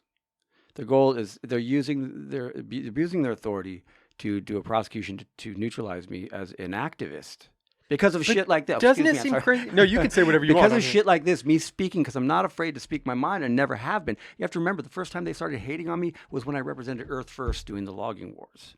Okay, I was representing Earth First kids who were trespassing because of their political beliefs, conscientious objectors, and being arrested intentionally, civil disobedience, and they didn't like me back then. But doesn't it seem crazy, the idea of them trying to go after a lawyer? Isn't that kind of like somebody trying to fight a Navy SEAL? Not necessarily. I mean, we're not talking about them planting drugs on some felon. It's a little extreme. It's a little bold. It's definitely bold. But, look at Tomlin's Facebook page. He had a page on there saying that he was king of the North, and it shows him with all these firearms behind him and icicles and stuff. This is right after his Division 6 championship game, and these people believe truly that they control this county. I mean, look at it this way. They're growing pot together on Cannibal Island Road. A task force agent who lives with Rex Bone's son's grow lives there on site. So they are... A task force agent lives there as well? Matt Tomlin's address is the grow where James O'Neill and Trevor Bone launched that home invasion because of marijuana. It's a marijuana operation, which brings up the hypocrisy of it all, too. Just years ago, marijuana was a felony, too, people. And now you have task force agents growing it with supervisors' sons. And now Rex is the cannabis representative for the county.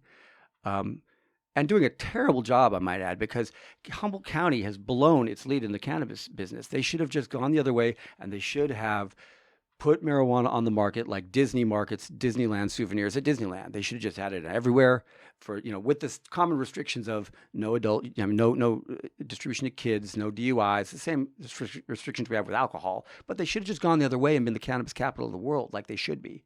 And they'd be making more tourist revenue. Instead, the most profitable cannabis operation in America is in Michigan. Michigan. I mean, think of that. The weather in Michigan.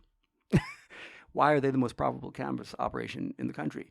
Because of efficient managing and because of streamlined regulation. We do not have streamlined regulation of cannabis in this county. But that's a county board of supervisors issue, not a DA issue. What do you think of your odds in this case? Oh, I don't think I have any chance of winning. I knew that. You think you're going to lose? I wouldn't call it. I don't call it losing because I didn't go into it to be the DA necessarily. No. We'll get to that. I'm not talking about the DA race. I'm talking about your case. Oh, my case. I think I will win. You'll think you win. Okay. Well, for lots of reasons. There's other angles on it that are probably not worth going into. I don't believe that necessarily the judge that did the prelim was a judge at the time. It was Judge Feeney, and he was retired at the time. And so the Constitution, and it's surprising to me that the judges don't know the law of judges sometimes. The law of judges says that the Constitution, we're entitled to have an elected judge in this state by Constitution, California Constitution, okay? It says elected judges, 7 of which are appointed by the legislature or apportioned to Humboldt County. They're all elected unless one retires within the 6-year term, then the governor appoints a replacement for the remainder of the term. That's how you get to be a Superior Court judge that can do a felony prelim. You can have commissioners and other lawyers do ministerial work, arraignments on charges. You can have them do family law cases, things like that. But Superior Court judges only do felony prelims.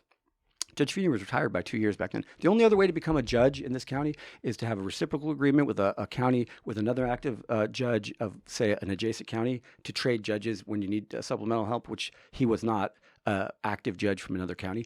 Or you go through the assigned judges program of the Judicial Council of California, which is constitutionally mandated council. The Chief Justice of the Supreme Court of California is the chairman of the Judicial Council, and that group appoints supplemental judges. If you go to their website now, the Chief Justice of the Supreme Court of California is saying that she will assign supplemental judges to help courts catch up with the COVID backup. She has an article on it right now. I'm pretty sure she didn't have such an assignment for Judge Feeney at the point where Judge Heinrichs appointed him for all purposes to my case. And so basically I had someone conduct my prelim who was just a civilian like you or me.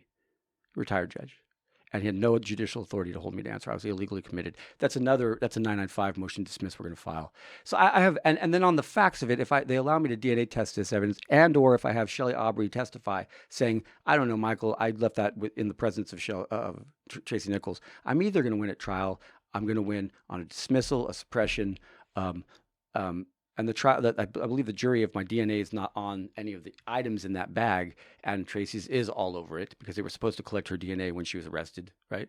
Then I think I'd get an acquittal. I would hope. Not having my DNA on any of that stuff shows that I wasn't in possession of it. And it corroborates my story. So I've challenged that. I told them I would front guilty pleas on all felonies. I will front those guilty pleas if you just DNA test it. But if my DNA is not on that stuff, you dismiss the whole case. And they wouldn't do They that. will not do it. Why did you step down as your attorney? Oh, well, because I had an agreement for discovery of all these things that Jane Mackey was supposed to provide the discovery. The DVR and the other the stuff. DVR. She said she'd look into it. She promised me she would look into it, and it was not a gentleman. She's a woman, but I mean a professional courtesy sort of agreement off the record that I will, as a professional, look into that for you and get that to you. It was a handshake sort of commitment that I, as a professional, and her being a Columbia law grad and me being a Stanford law grad, I thought that she would honor that professional commitment. And when it came to trial confirmation, she said, the people are ready to go to trial. And I was like, well, where's the tape that you promised me? Oh, she didn't know anything about it. And I said, you're really going to try to win by cheating and not giving me the discovery? You're really trying to not give me my own videotape that shows Tracy Nichols with those bags on her back when she walked into my house. Okay. And so I just said, I could have asked for a continuance otherwise, but I said, you know what? I want an attorney. And that just had the effect of stopping it right there because I'm entitled to an attorney at all phases. And so that it was kind of like a delay. It was fight fire with fire. Yeah, it was fight fire with fire because they were practicing unethically. They were not delivering Brady material as exculpatory material. They know I had a DVR. It's on the property receipt that they gave me that I had a DVR running. Yeah, that's crazy that they can just lose that. What the hell? Who's managing their evidence room? Who's managing the evidence room? Why do they lose only the things that help me? Why will they not allow it to be DNA And the video. tested? The video of her with the bags, absolutely. Why didn't they have one of their 6 investigators, 2 of which were involved in the raid, who were pre-arrest investigating me? Why didn't they have them for trial follow up on the indicia in the bag, Shelley Aubrey, get a statement from Shelley Aubrey? You would think they would get one from her, so that hopefully she would say, oh, I know Michael, I sold him those drugs yesterday. But they didn't. What they would find would be she would say, I didn't even know Michael then. I knew Tracy Nichols. I was with her the day before. Why don't they follow up on the indicia? They're always relying on indicia in a case. That's the only indicia in the bag. See, they're not trying to provide any exculpatory material. They're just trying to railroad me to take my license, to neutralize me because of political forces and because at this point, because I'm so outspoken about it, because of egos. That's what it's about. And like I said, I always joke with people that, hell, they'd be doing the biggest favor of my life to take my license. Honestly, because I don't even enjoy practicing law that much. Okay? But then why are you fighting so hard? You got to care on because on I some don't think level. that I do care. Not to keep my license. I care because it's unjust. And the last chapter of the story is not going to be that I go down on a fabricated, manufactured case. It's going to be that I'm vindicated because that's who I am, and that's why they hate me. Because I'm not afraid of them. I don't just bow down to them as kings of the North, and I encourage my clients to do a straight up legal defense in every case. I've never done a case that involved telling on anybody. It's retributive justice, remember. You get punished for what you did do. That doesn't include if you tell on someone else's future crime, we'll let you off for what you did do. You're supposed to be punished retrospectively for what you did. Punishment fits the crime. There's no out for telling on other people for future crimes. There's no investment in a future crime of another person to get a discount on what you did. Okay? That's chicken shit. Okay? It's wrong ethically, it's wrong morally, and it should be eliminated from the system. Or they should equalize all categories that are eligible for the financial benefit of forfeiture. But I don't think anytime you give a for-profit incentive to the law enforcement agents, they're going to take it. They vote. You know how people say, you vote your pocketbook? Well, they police their pocketbooks. Okay? And they are policing their pocketbooks. They go with the category of cases that makes them money, makes them independent, supplemental slush fund.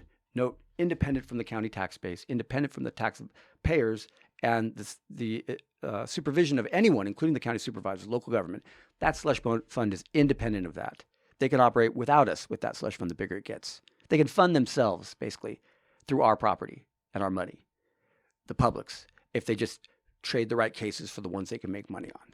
That's the system that exists right now. It's you can see there's institutes studying this now. Policing for profit is trying to be curtailed. The legislature is looking at it. The federal government is looking at it. Recently, the Federal Department of Justice cut off the Drug Task Force from receiving money itself. they said they are requiring it to have a fiduciary. This has just happened this last year. Okay, for the first year, they're requiring them to have a fiduciary. It either has to be the county agency or one of the law enforcement on the team involved, because they are no longer paying money directly to task force, because they've realized that the task force take on a government and a life of their own that's independent from any electoral base. They take on, no one regulates them. They consist of all the law enforcement agencies, and the DA's office sits on the board. There's an executive board that meets. I have one document from the county server. If you look it up, Executive Board of Humboldt County Drug Task Force. One document that shows an agenda of theirs during COVID, totally in violation of the Brown Act, where it doesn't have anything posted about what they discuss. And the DA, it shows the DA sitting on the board, which is another sort of violation, because the DA cannot be in bed with the cops. The DA has to be representing the people. Has to have a screening function for the people of the state of California. See, if I'm DA, I will begrudgingly, reluctantly, I will do this, because I don't really want to go down there the next 4 years every day. But I would represent the people, meaning I don't represent the cops. County council represents the cops. When you represent the people, you want to believe your client. If my client comes in, if the people comes in, the defendant's included in the people. If you tell me one version of the story and this cop tells me another version of the story, unless he has his department-issued video camera on, which he was supposed to be wearing, who are you going to believe? I'm going to believe my client. What effect does that have? It makes the cops wear their body-worn cameras. Did the cops wear any cameras? No. When they raided you? No. Oh, they had one. They had one camera.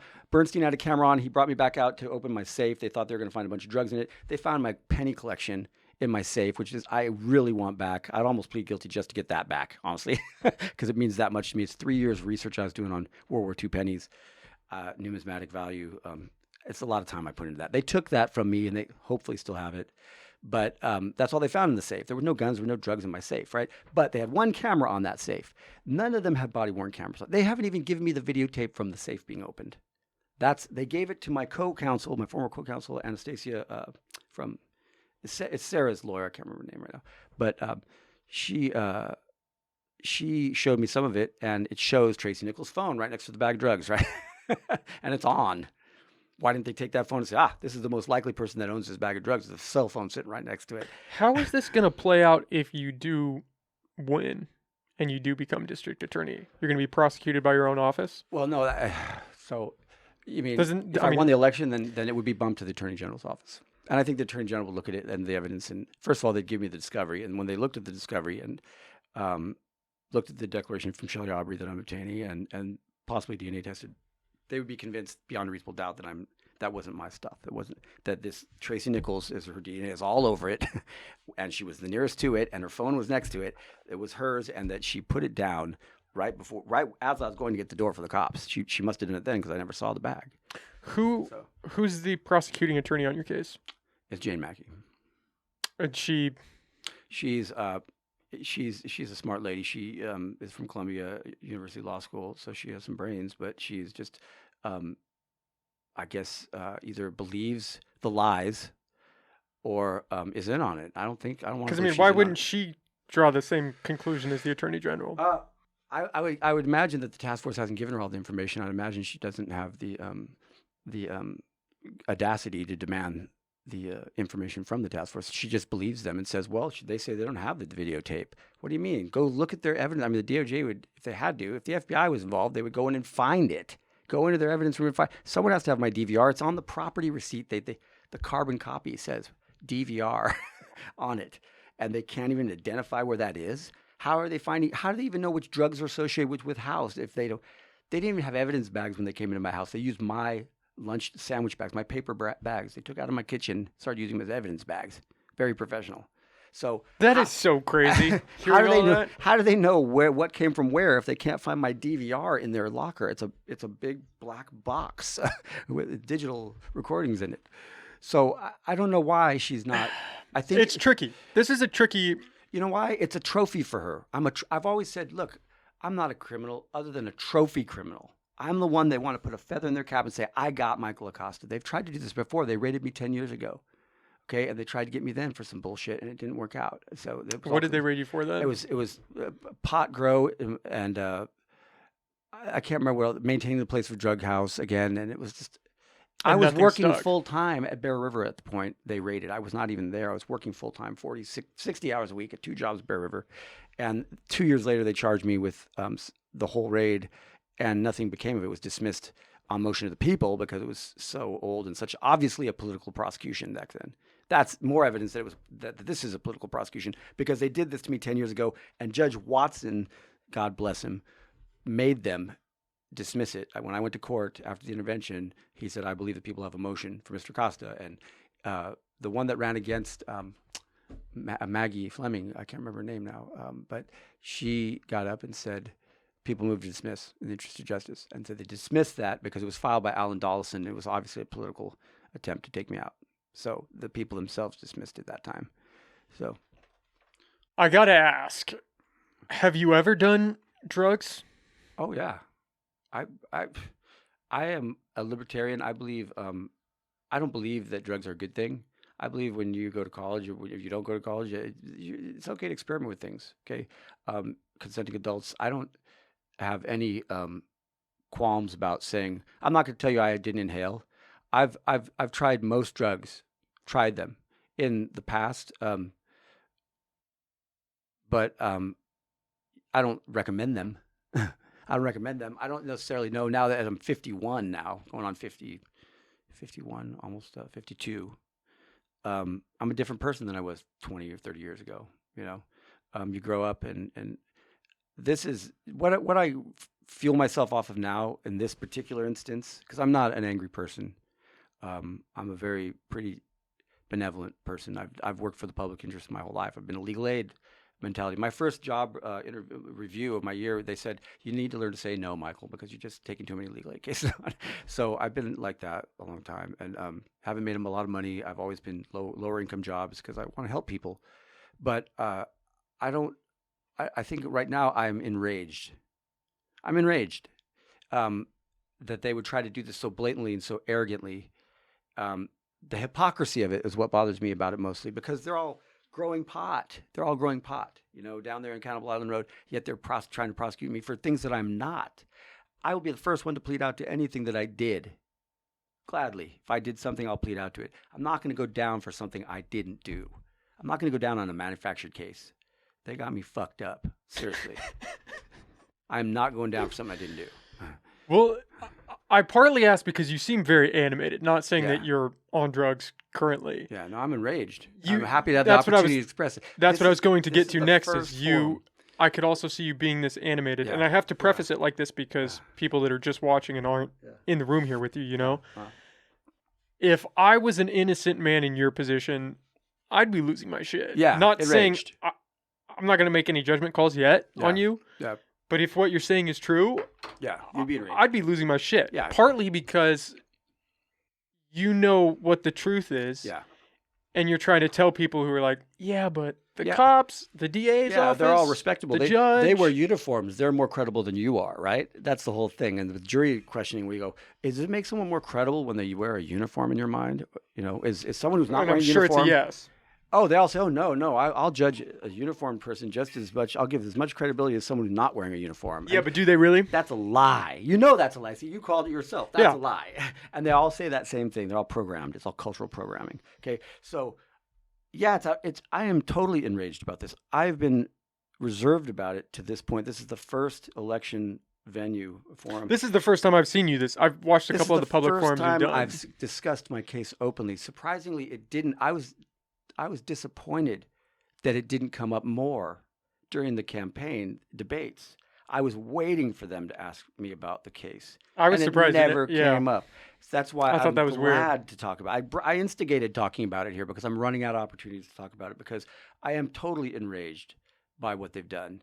And they are the criminals. They even stole my money. Grand theft is $950 or more. Matt Tomlin stole $1,200 from me at the raid. It was in my pocket. There's no follow-up. He says, the police report says, a minimal amount of money he had on him. He doesn't remember how much. It was a couple $100, he says, maybe. Well, where's that documented? It's not documented anywhere. It's a couple $100 is a lot of money if you have nothing, right? And their assistant during the raid, Maria Camacho, which is documented in the report, who's another client of mine, but she happened to be there, and they gave her the $1,200, and she will say that. And there was gave her the $1,200. Gave her my money and gave it to her. And I never recovered it. And that's supposed to go into evidence. In fact, if they're accusing me of being a drug dealer, why wouldn't they want that in evidence? $1,200. But again, so you've been an attorney for 20 years. Yeah, over 20 years. Have you actively used any drugs during that time? Um, yeah, I mean, pot got me through law school. Okay, I hate to admit that, Because but you went to Harvard. I no, I mean, went that to is Stanford Law School. Yeah. Stanford, not But I mean, Harvard. My yeah, bad, I couldn't have Stanford. survived I knew Stanford Law that. I don't know School. why I said I used to Harvard. carry a bong around in my backpack.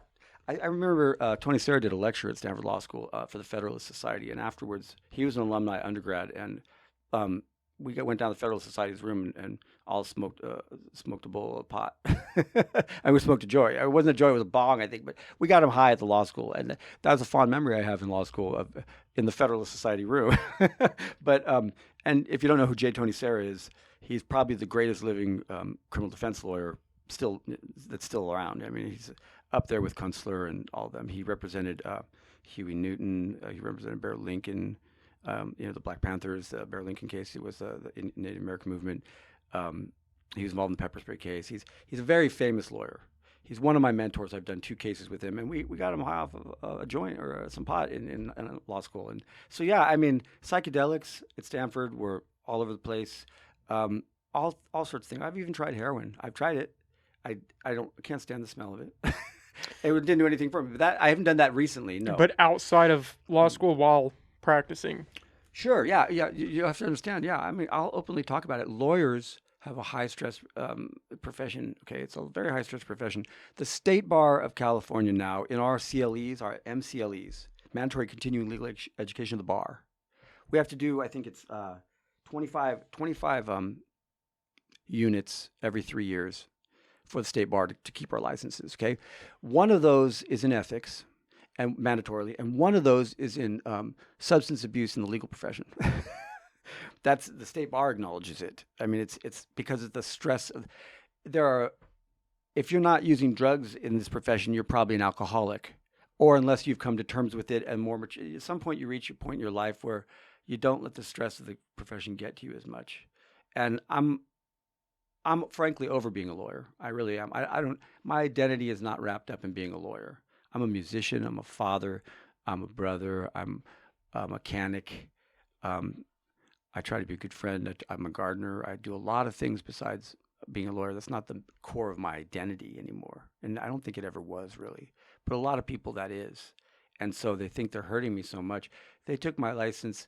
I wouldn't shed a tear. I just do what I do, in my life, because it's not the be all end all to me. In fact, it's ironic if they were trying to get rid of me, just like with probation.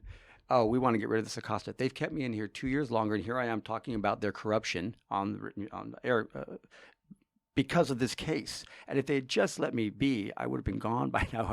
I had plans to move out anyways. So, but now that I'm here, I was like, well, I need to expose this corruption. I need to expose, and not just expose it. I really had to get to the core of where the problems were. Actually, the forum on Lost Coast Outpost, that was the mechanism with which I came through all these solutions by. So these questions people ask, I really had to dig deep. Like, what would you do to improve the system? Are we better off than we were 8 years ago? What do you think about doing, what do we do about repeat offenders? All these questions people posed, I never really, really, really thought about them until those questions were posed. And I spent a lot of time researching and answering those questions.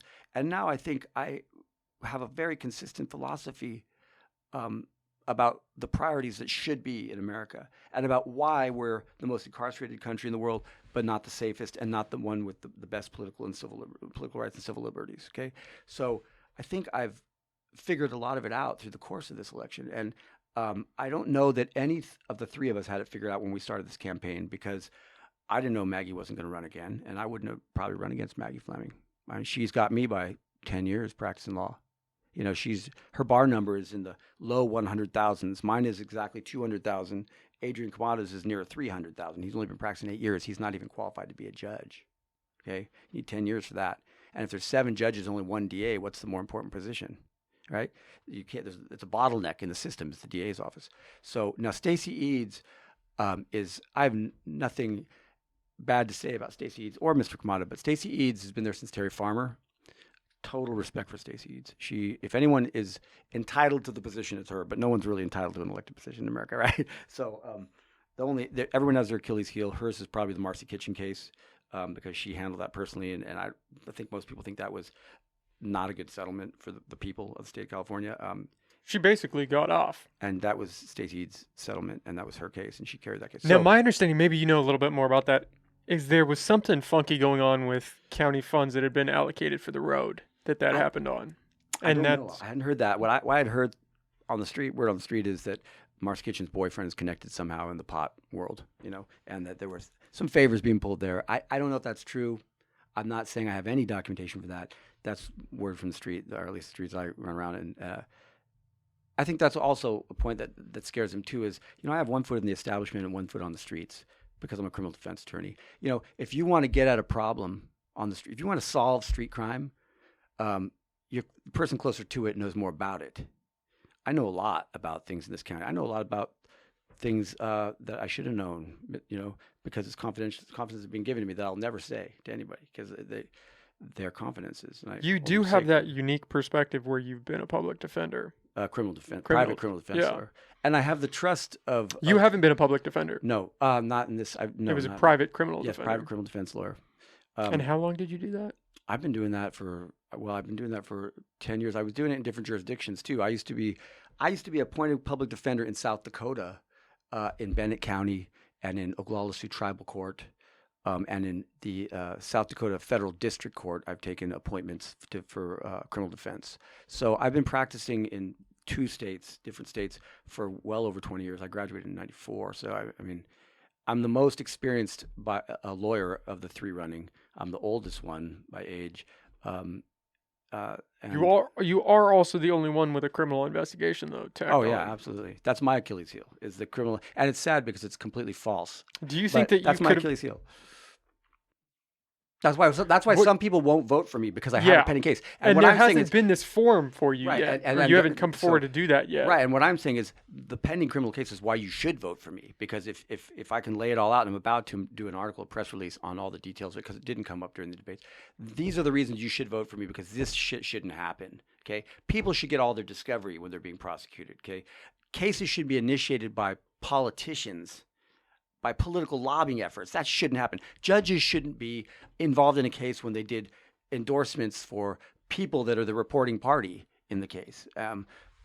They should be able to follow up on indicia found, instead of doing pre-arrest investigations. The district attorney's investigators should be following up on indicia found at the scene of a crime, like the Shelley Aubrey indicia, to see who else would you ask? Whose bag of drug is this? I don't know. Why don't we ask the lady whose name is in it?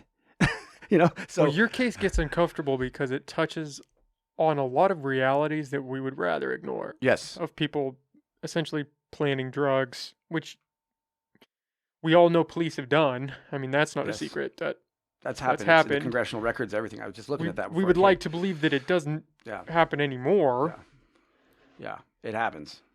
I was looking at this 2007 report on confidential informants, where the federal Congress, documents all of that. It said, just a line as a result, the criminal offenders are wrongfully granted leniency, and other individuals are falsely implicated in criminal activity. This is a congressional joint committee making these findings, and if you want to find it's a 2007, I think the date is, it's a transcript from a congressional hearing on informants and how civil rights abuses happen and are frequent, are the norm, that people are given leniency in exchange for information which isn't always reliable, and which there are profit motivations involved in, asset forfeiture profit, that talks about that. So this is documented by Congress, documented by the state. The state's curbing asset forfeitures. Some of the other things, like my idea about probation, is not that far-fetched. Eliminating probation, just last year, the California State Legislature reduced felony probation from 5 to 3 years and misdemeanor from 3 to 1 year, in an acknowledgement that probation isn't having the impact that we thought it would have. It's not deterring people. It's just nitpicking them along the way of their lives. Some of these people have a job that now they're allowed to be out, they're given a discount on their crime, and then suddenly they're nitpicked for not showing up or something, and they're put back in the system. It's causing recidivism. It's part of the statistics of recidivism. We should eliminate that. We should do the time for your crime up front. Terminal sentences in every case. Make people, if it's worth putting, remember the whole principle of you're putting a human in a cage, okay? That's already extreme remedy, right? Human being in a cage to me is extreme. If some people's belong in cages for their behavior, let's make them do it up front. Terminal sentences in every case, not give them a second chance for something that we think they should have been put in a cage for, and then nitpick them for things that they shouldn't have been put in a cage for, like not showing up or peeing dirty or something like that. Okay, let's just get it straight here and be simple about it. Back to straight retributive justice theory. You're punished for what you did, proportionally and equitably. I do have to press a little bit harder on the drugs, just because in doing this, I'm hoping it provides clarity. Yeah. Maggie Wortman. Maggie Wortman. Yeah. Wortman. She's my former, my ex-wife. Your ex-wife. Was there any drug use with her at the time? I was separated from her. Are you talking about the time my son died? Yeah. I was not with her when my son died. That's why I wasn't charged. I Okay. was separated from her. That Legally weekend, separated? No, that weekend's a very sensitive subject for me, but I'll talk about it. I know you don't have to. Fact, It's no, just people will ask about it. The fact that I can talk about it now without breaking down entirely shows some progress, because I couldn't for a long time talk about the subject. Let me put it this way: my dying thought on this planet will be, I'm going to see my son. Okay, that'll be my dying thought. So the fact that I can talk about it now is amazing. But that weekend I was separated by her. I'll say she broke up with me specifically because she was going to have some sort of party. And in retrospect, I guess it was a Friday I saw him last. She told me if I didn't leave her residence at the reservation that she would call the police on me or have me beat up. She made some former allegations against me that were dismissed, so I didn't want to get back involved in that. The right thing to do was to leave. And if you can't trust your baby's mom with your son, who can you trust?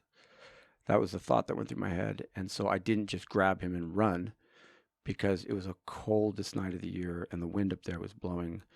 I remember that windmill just spinning so fast. And so I did the right thing and left her residence at her request, told her that I would file for custody paperwork on Monday to get 50-50 custody. And he died Saturday night in her custody. So I wasn't even present. We were split up. And frankly, not in her defense, she did 6 years, and it is what it is. I walked away from it, still let the chips fall. But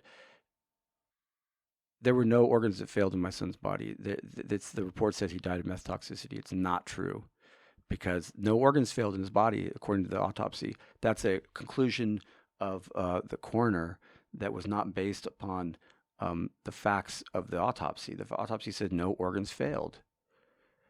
The only anomaly in the autopsy is that said there were anomalies of the cells in his esophagus. He lost his breath. That's what it shows. The only question is whether it was intentional or negligent.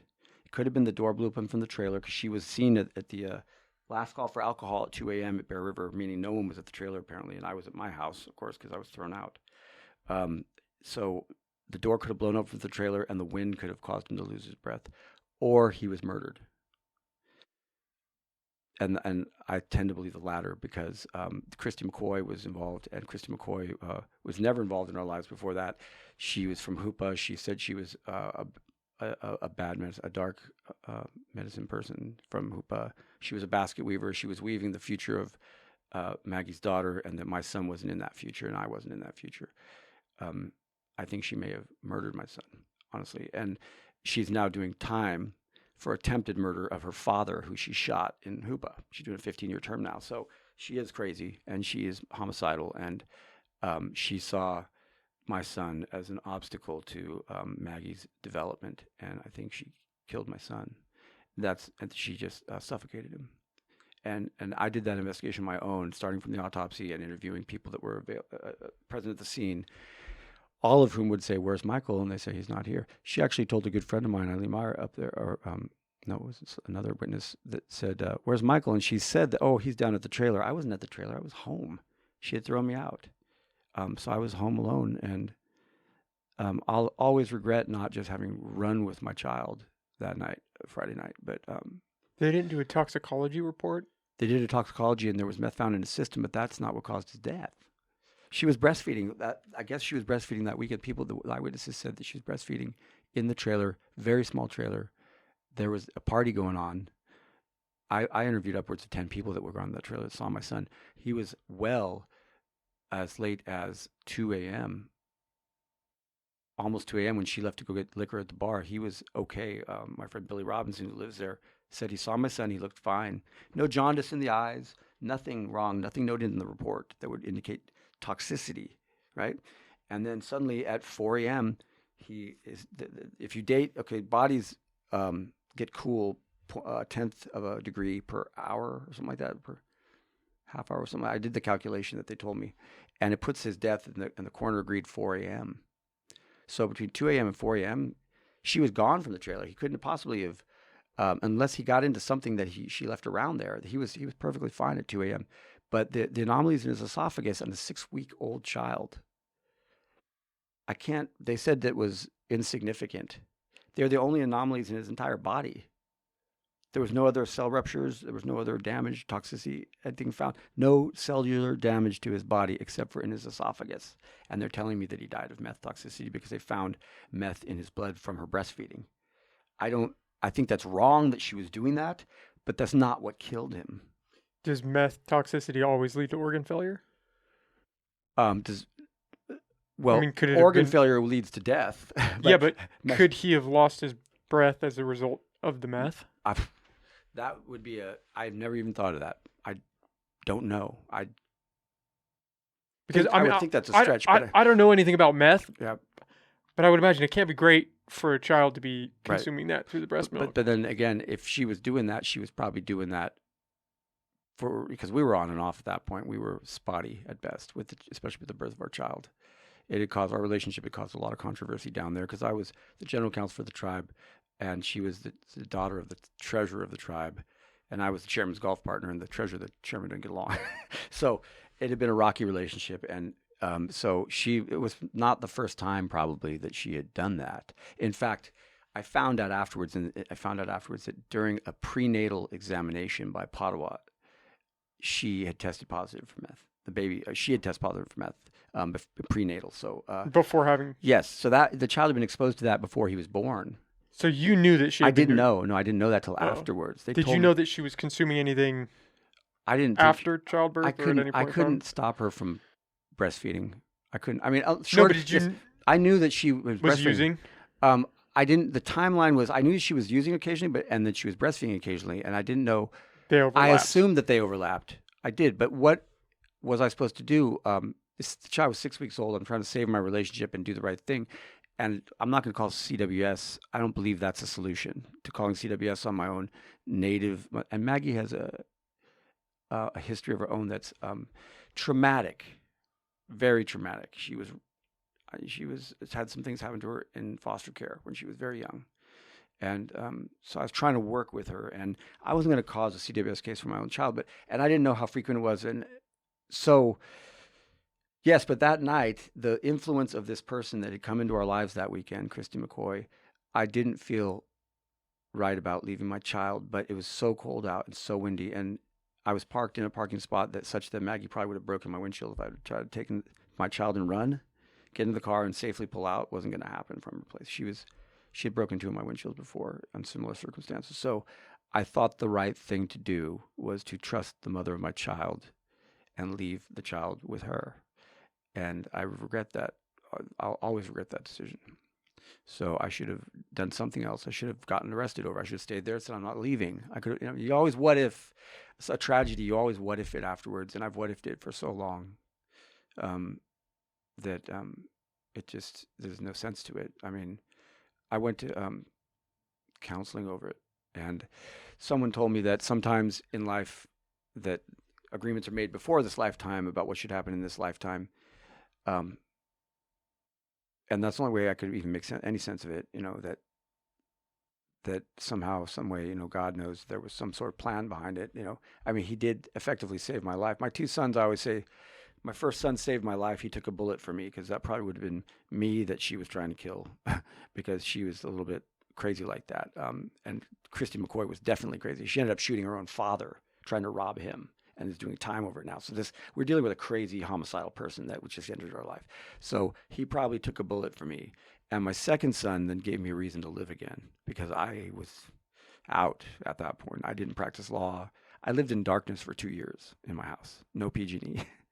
Sat there and wished I would die every night until I met Sarah, and she agreed to have a baby for me. It wasn't like it was by chance. We wanted to have a baby. She said she knew my story and what had happened with Maggie, and said she'd have a baby, a child for me. And so I wanted to be a dad. So we had a child. And so my second son gave me a reason to live again. And so both of my sons impacted my life severely. They both saved my life, basically. And he's a native of Humboldt County, my son Michael, and he deserves better than what's going on in the criminal case against me. He knows his father is not a heroin dealer. In his mind, he knows that I'm not a drug dealer. He's never seen that. He knows I'm not a firearms dealer.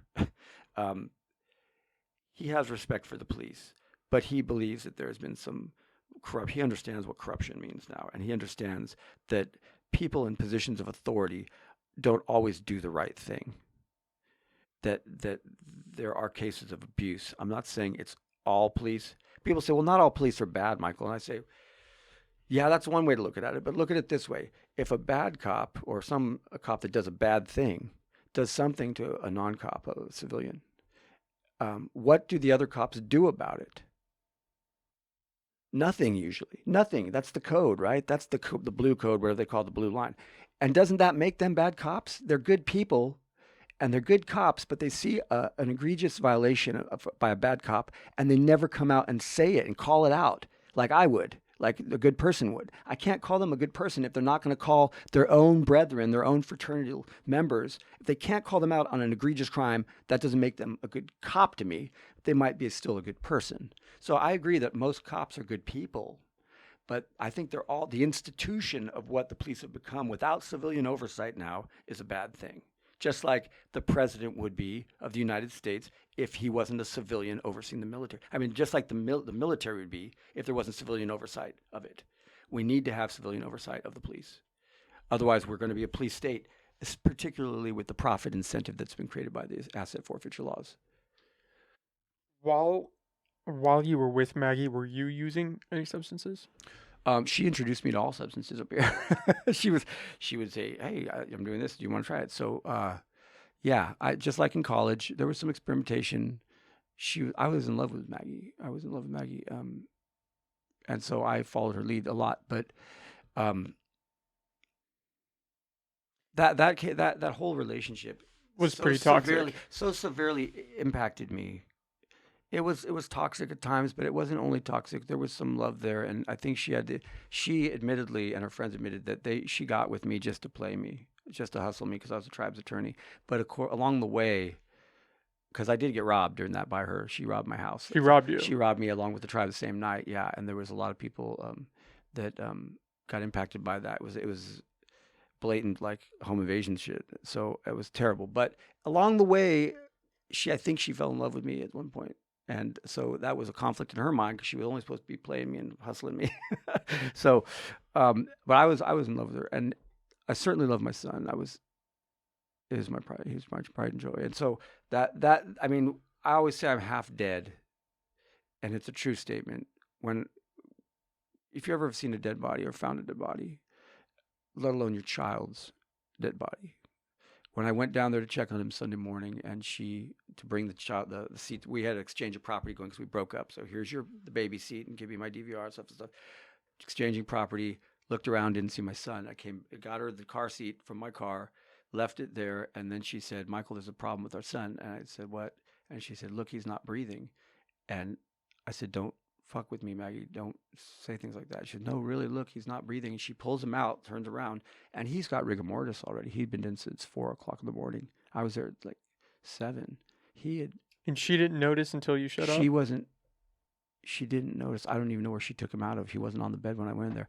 I literally touched his little arm, and he was like this, arms spread out. He wasn't. She claimed that he was breastfeeding on her like this. He was arms spread out like this, rigor mortis. Okay, I touched his little body, and I literally felt half of my soul die with him, and half of him came into me, and that's why I'm half dead.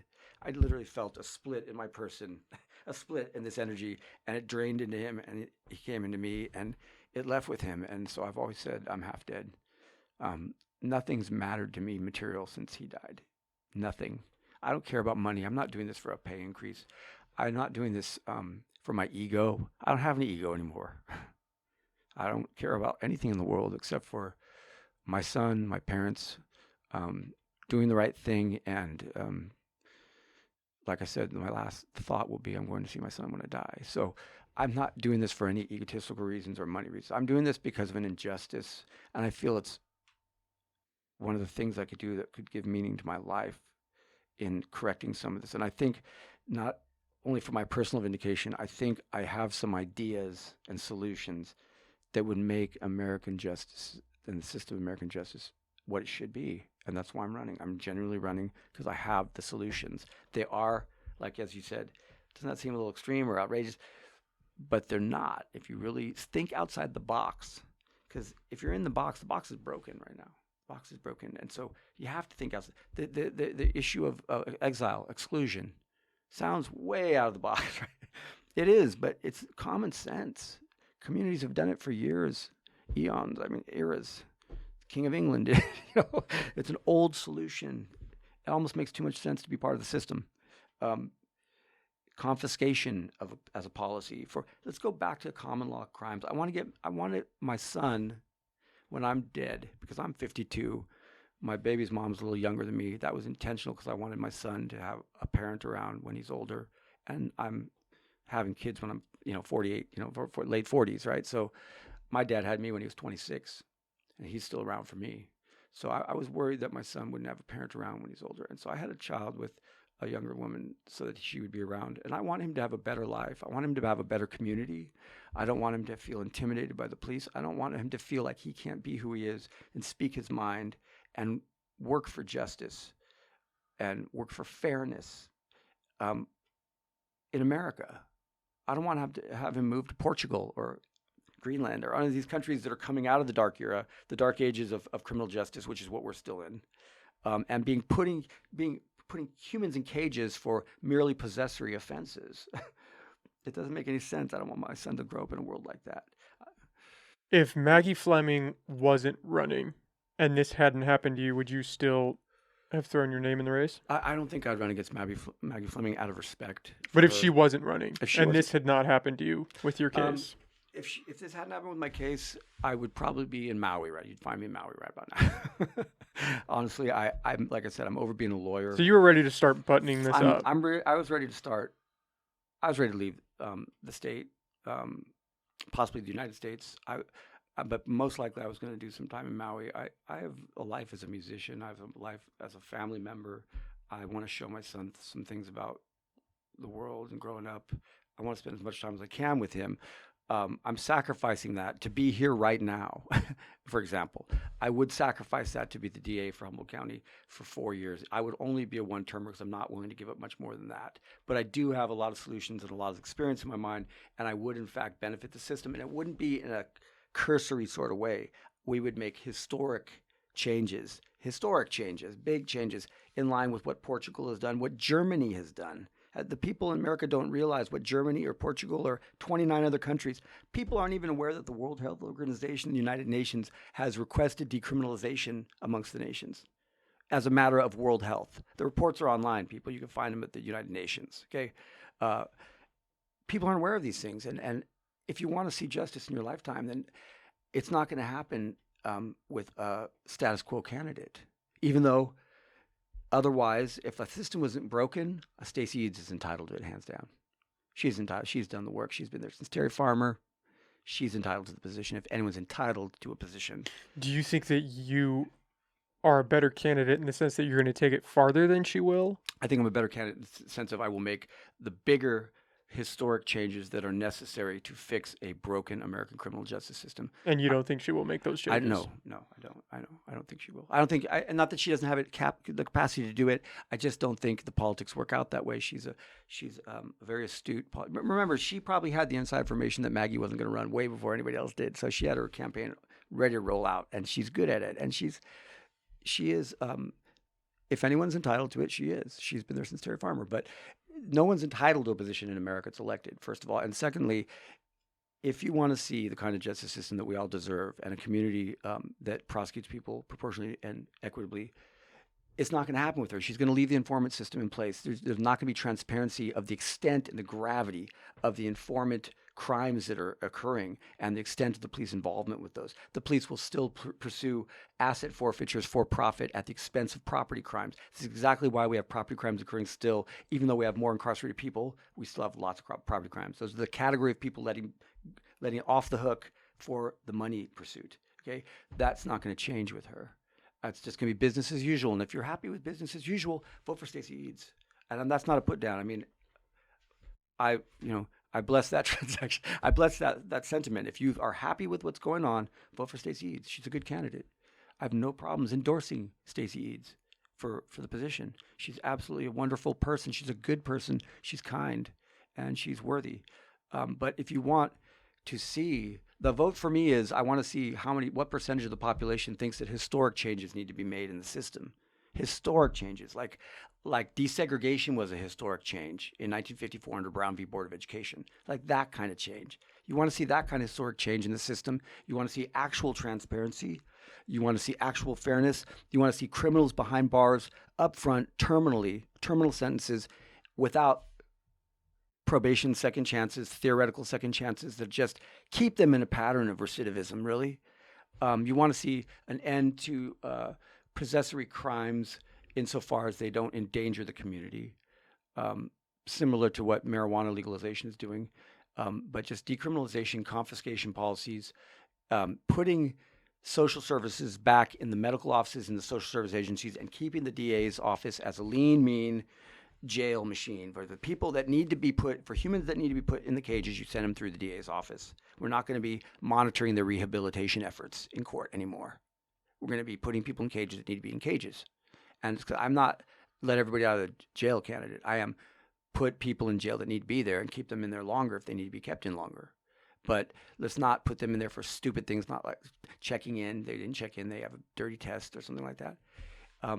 If you want to see those historic changes, if you want to see the police held accountable, that's a big one. If you want to have respect for the police, but you want to have civilian oversight of the police, if you want to see them wear body cameras, you should vote for me, because I have a plan to make them wear body cameras. It's the presumption of civilian credibility.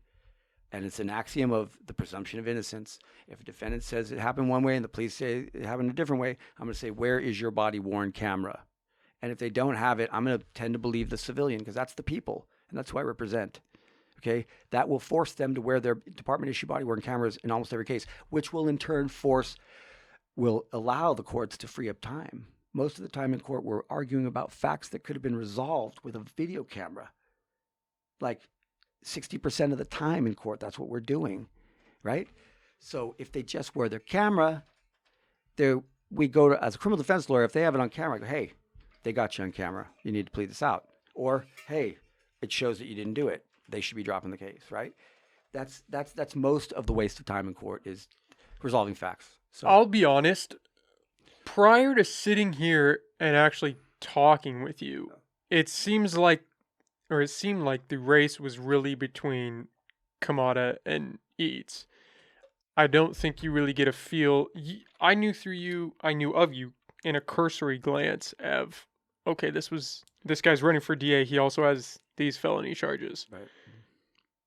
And it just doesn't seem like your side is really out there. How do you feel about your chances going into this race because of that? That's the other thing. That's the other thing I'm trying to change, and to show people I can't change this, because it's not a something the DA can do. But what I'm trying to do is run by example. Okay, I was a political science major at Stanford. I follow politics mostly.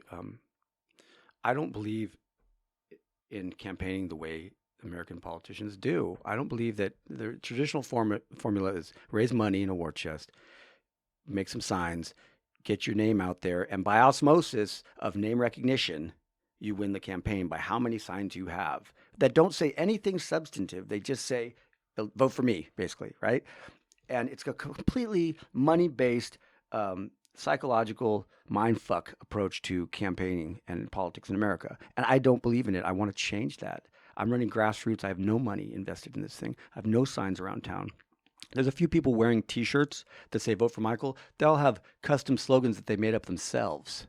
Okay, they're custom T-shirts that they had made. Okay, I don't have any endorsements. I'm not seeking any endorsements, but at the same time, I'm not in anyone's pocket. I don't owe anyone any favors because they contributed to me. The campaign should be about solutions, experienceability, and solutions mostly, not about name recognition, endorsements, how much is in my war chest, fundraising. That's a bunch of bullshit. It's a bunch of bullshit. It's not what makes the man or the woman. It's not what makes the person. It's a bunch of bullshit, but it kind of works. It works, and that's why I'm going to lose. That's the problem. So you think you're going to lose? Oh, I never thought I was going to win. This is an educational campaign to show people that there's a different way to go about politics. But isn't that kind of like screaming into the void? By saying, hey, yeah, we could be doing things better and we could make a change. But well, it's like saying Jesse Jackson never should have run for president, or Ralph Nader should have never run for president. I mean, they were trying to do what they could as a single, small, meek, humble person to educate for a future generation. And maybe that's all this is about. I didn't expect to get. I said I'd be happy. I was looking, and Ralph Nader got 6% of the vote. Jesse Jackson got 18% of the vote. Okay, I look at these things. I know these politics. I knew the numbers of this election better than the other two candidates out the gate. The numbers meaning, how many votes did Maggie Fleming win with last time?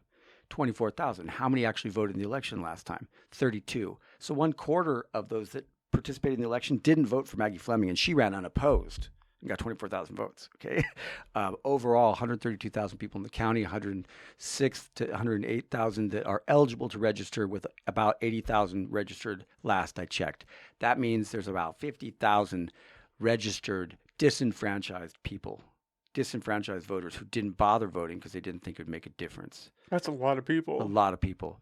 And I figured if I can reach those people that are disenfranchised, the politically disenfranchised, the people that have been abused by the system, the people that don't think that their vote would make a difference, if I could reach them, and if I could get what the Reverend Jesse Jackson got, or even Ralph Nader, 6%, 18%, that's a victory for me. More, in my own life, that's a victory for me to stand up and say, the big fuck you. You know what? Fuck you. You're going to prosecute me. I could be your boss. I'm qualified to be your boss. Okay? I'm qualified and experienced enough to be your boss. Fuck you if you don't like my solutions because you're not ready for them. 10 years from now, that's the way America's going to go. When we finally look at what Germany and Europe's doing and what the World Health Organization is saying to do, that's hopefully the way America goes. Maybe it's not me that makes that change, but maybe some people will say, hey, Michael Acosta proposed that a long time ago. He said the same thing. My mom always says that about me. She says, Michael, you were talking about sustainability back before that was like a politically correct term to use. Back in the 80s, you were talking about ecological sustainability, and now everybody's talking about that. So maybe I'm 10 years ahead of my time. I don't care. I might not be around 10 years. You never know in life. So I'm doing this out of my own conscience, and I tell people, vote your conscience. If you want status quo, if you think things are good, vote for Stacey Eads. No disrespect to Mr. Kamada. She's just got the experience. She's if anyone's entitled, she's entitled. That's my common line I say. Me, for myself, you want to see historic changes in the system. Because remember, the elected DA doesn't litigate the most cases, doesn't do all the murder cases. Maggie didn't do any of the murder cases, I don't think, okay? You're not voting the best litigator. You're not voting the person who does the most cases in the office. You're voting for someone to set policy and priorities in prosecution for criminal justice. You're voting to decide what priority is which category of crimes do we put people in cages over? And which ones should we just say, those are social service issues? You are voting for transparency in government, honesty, integrity in government. Stacey has the integrity. Mr. Kamada has the integrity. But again, do you want to see Brown v. Board in your lifetime? Do you want to live, if you were a segregated student in 1952, did you want to see historic changes? in education, right? Do you want to see those historic changes in criminal justice in America? And now's the time to do it, because there might not be another. I might not run again. There might not be another Michael Acosta comes around with my credentials and experience, who has one foot in the streets and one foot in the institution of the court, that will make these changes and spearhead them and deal with the backlash over it. Because if I was theoretically elected, there will be backlash, just like Chesa Boudin is going through in San Francisco. He's being recalled. He's being recalled. And I expect there to be backlash if I was elected. That's natural when historic changes are happening. It happened during Brown v. Board when they desegregated schools. But I'm in a good position to withstand that, because look at me now. I'm being prosecuted. I'm running for DA. I'm used to it. I'm used to myself and my house and my associates being under investigation unfairly. No matter what we do, even if we were angels, I'd be under investigation, because I'm outspoken and I want change. And I don't believe in the greed of America that we're seeing in the institutions. So I'm always going to be under investigation from that standpoint. But it's up to you. You're in an interesting spot, man. You were in an interesting spot. It's different yeah.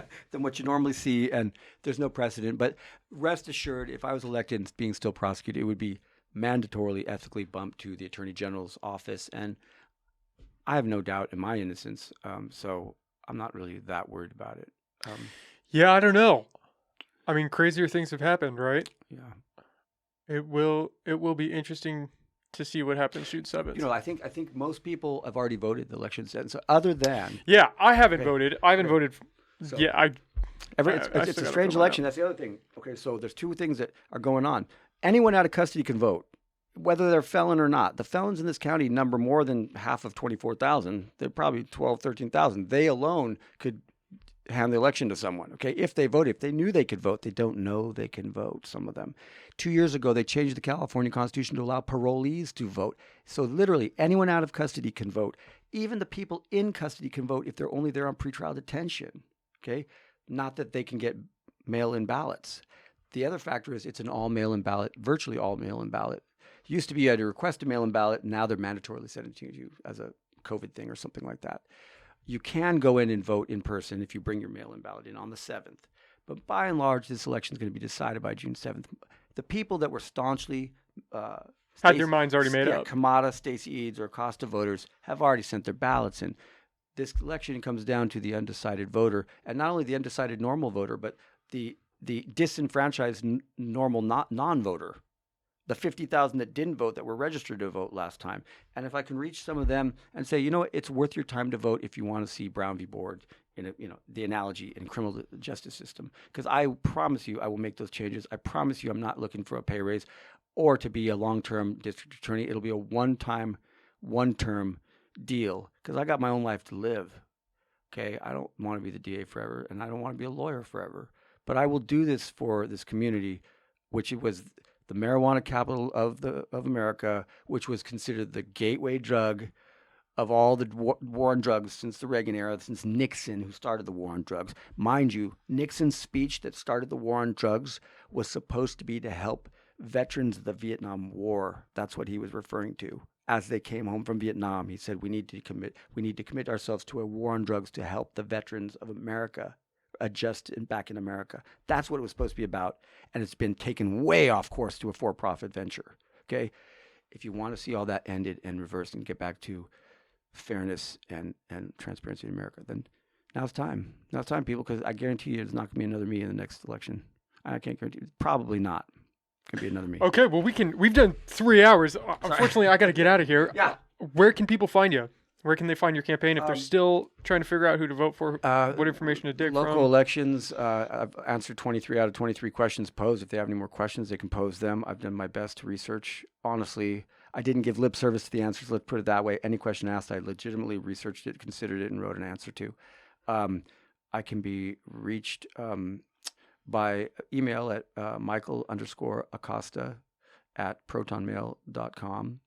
Again, I don't have a campaign headquarters because I can't afford one. So I didn't try to raise money for one, I should say. And other than that, vote your conscience. I really want to see an increase in voter participation. That would be a victory too. So God bless. Okay. Well, Michael, thank you, man. I really enjoyed talking with you. I appreciate that. I'm glad we could get this out there. Enjoy being here. All right. Thanks, guys.